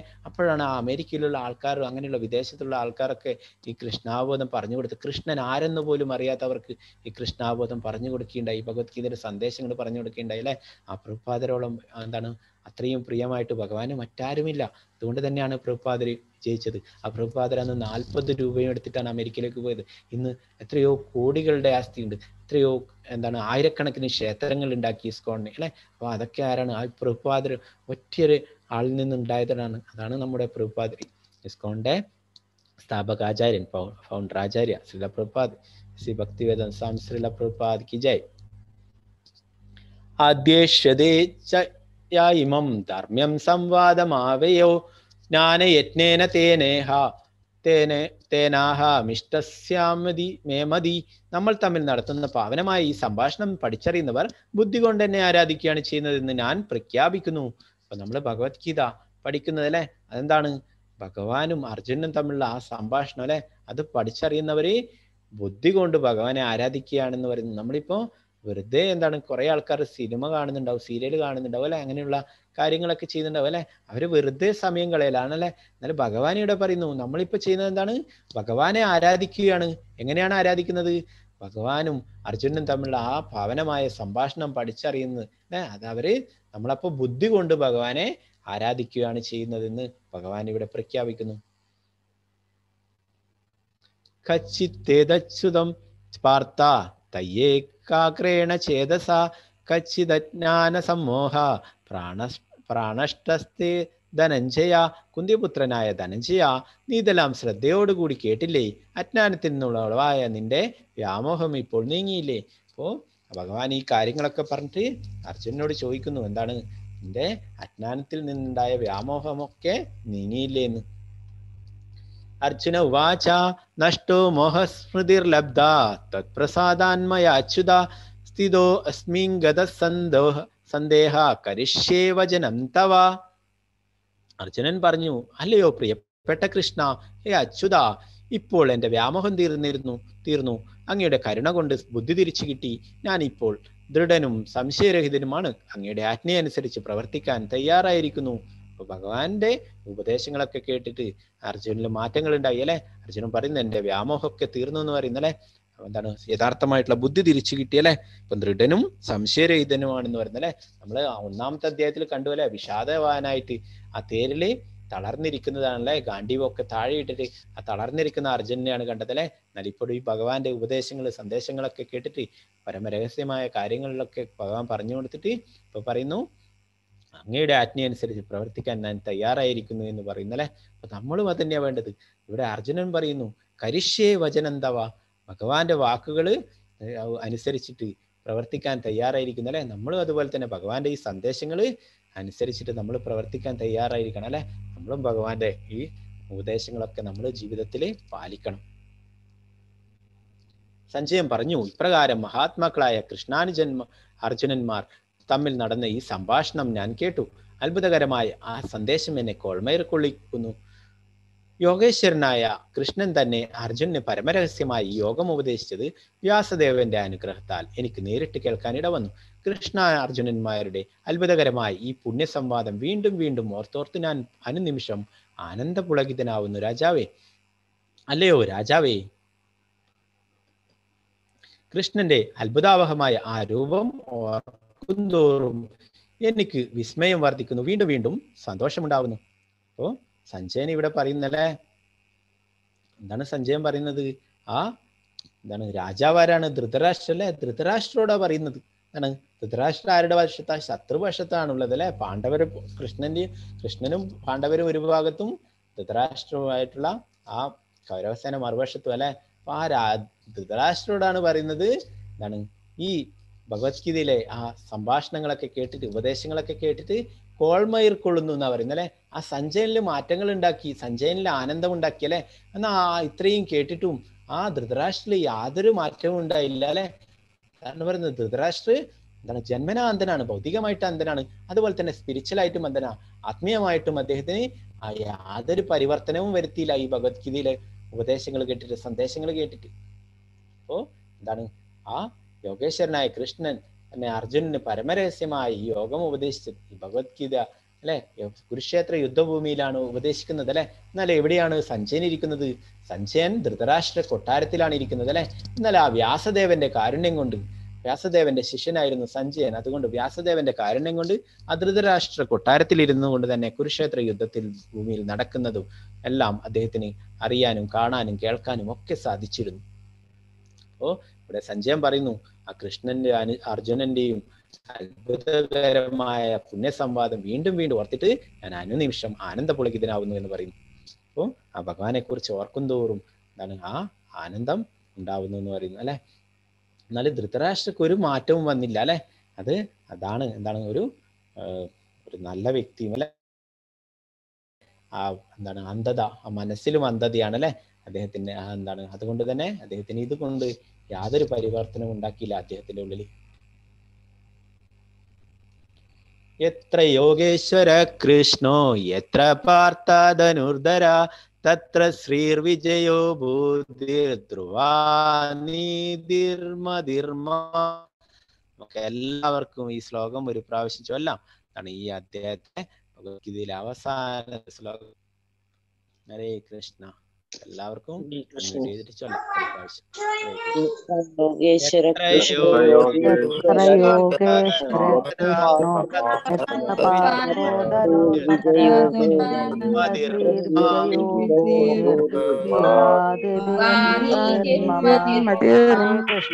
ഹരേ കൃഷ്ണ. Thank you. ഹരേ കൃഷ്ണ. അപ്പോ ഭഗവാൻ എന്താണ് സഞ്ജയൻ ഇവിടെ പറയുന്നു, എവിടെ യോഗേശ്വരനായ കൃഷ്ണനുണ്ടോ, എവിടെ വില്ലാളി വീരനായ അർജുനനുണ്ടോ, അവിടെയാണ് ഐശ്വര്യവും വിജയ അസാധാരണ ശക്തിയും നീതിയുമുള്ളത്. ഇതാണ് എൻ്റെ അഭിപ്രായം. സഞ്ജയൻ ഇവിടെ പറയുന്നു, ധൃതരാഷ്ട്രരോട് പറഞ്ഞു കൊടുക്കുന്നു, എവിടെയാണോ യോഗേശ്വരനായ കൃഷ്ണനുള്ളത്, എവിടെയാണോ വില്ലാളി വീരനായ അർജുനനുള്ളത്, അവിടെയാണ് എല്ലാ ഐശ്വര്യവും വിജയവും അസാധാരണ ശക്തിയും നീതിയും ഒക്കെ ഉള്ളത്. ഇതാണ് എൻ്റെ അഭിപ്രായം എന്ന് പറയുന്നത് അല്ലെ. അപ്പൊ സഞ്ജയൻ എന്താണ് ആ ധൃതരാഷ്ട്രക്ക് പറഞ്ഞു കൊടുക്കുന്നതാണ് അല്ലെ, കൃഷ്ണനുള്ള ആ പാണ്ഡവർക്കാണ് വിജയം എന്ന് അല്ലെ. എന്താണ് ആ എന്താണ് അങ്ങനെ എന്താണ് നേരിട്ടല്ലെങ്കിലും പറഞ്ഞു കൊടുക്കുന്ന അല്ലെ, ഭഗവാനും അർജുനനും ഒക്കെ ഉള്ളിടത്താണ് എല്ലാ വിജയം എന്ന് പറയുന്നത് അല്ലെ. അപ്പൊ ഈ കുരുക്ഷേത്ര യുദ്ധഭൂമിയിൽ വിജയം എന്താണ് അർജുനന്റെ പക്ഷത്താണ്, പാണ്ഡവ പക്ഷത്താണെന്ന് പറഞ്ഞു കൊടുക്കുന്നത് അല്ലെ. എന്താണ് ആ ഭഗവാനുണ്ട് അല്ലെ, പാണ്ഡവര് കൂടെ ഭഗവാനുണ്ട് അല്ലെ. നമ്മുടെ ജീവിതത്തിന്റെ മധ്യവും ഭഗവാനെ വെച്ചുകൊണ്ട് എല്ലാം ഭഗവാനെ മുൻനിർത്തിക്കൊണ്ട് നമ്മളും ചെയ്യുകയാണെങ്കിൽ നമ്മുടെ ജീവിതത്തിൽ ചെയ്യുന്ന എല്ലാ കാര്യങ്ങളും സക്സസ് ആയി മാറും അല്ലെ. ഭഗവത്ഗീതയിൽ നമ്മുടെ എന്താണ് കുറെ കാര്യങ്ങൾ ദൈനംദിന ജീവിതത്തിലെ കുറെ പ്രശ്നങ്ങൾക്കുള്ള പരിഹാരങ്ങൾ പറയുന്നുണ്ട് അല്ലെ.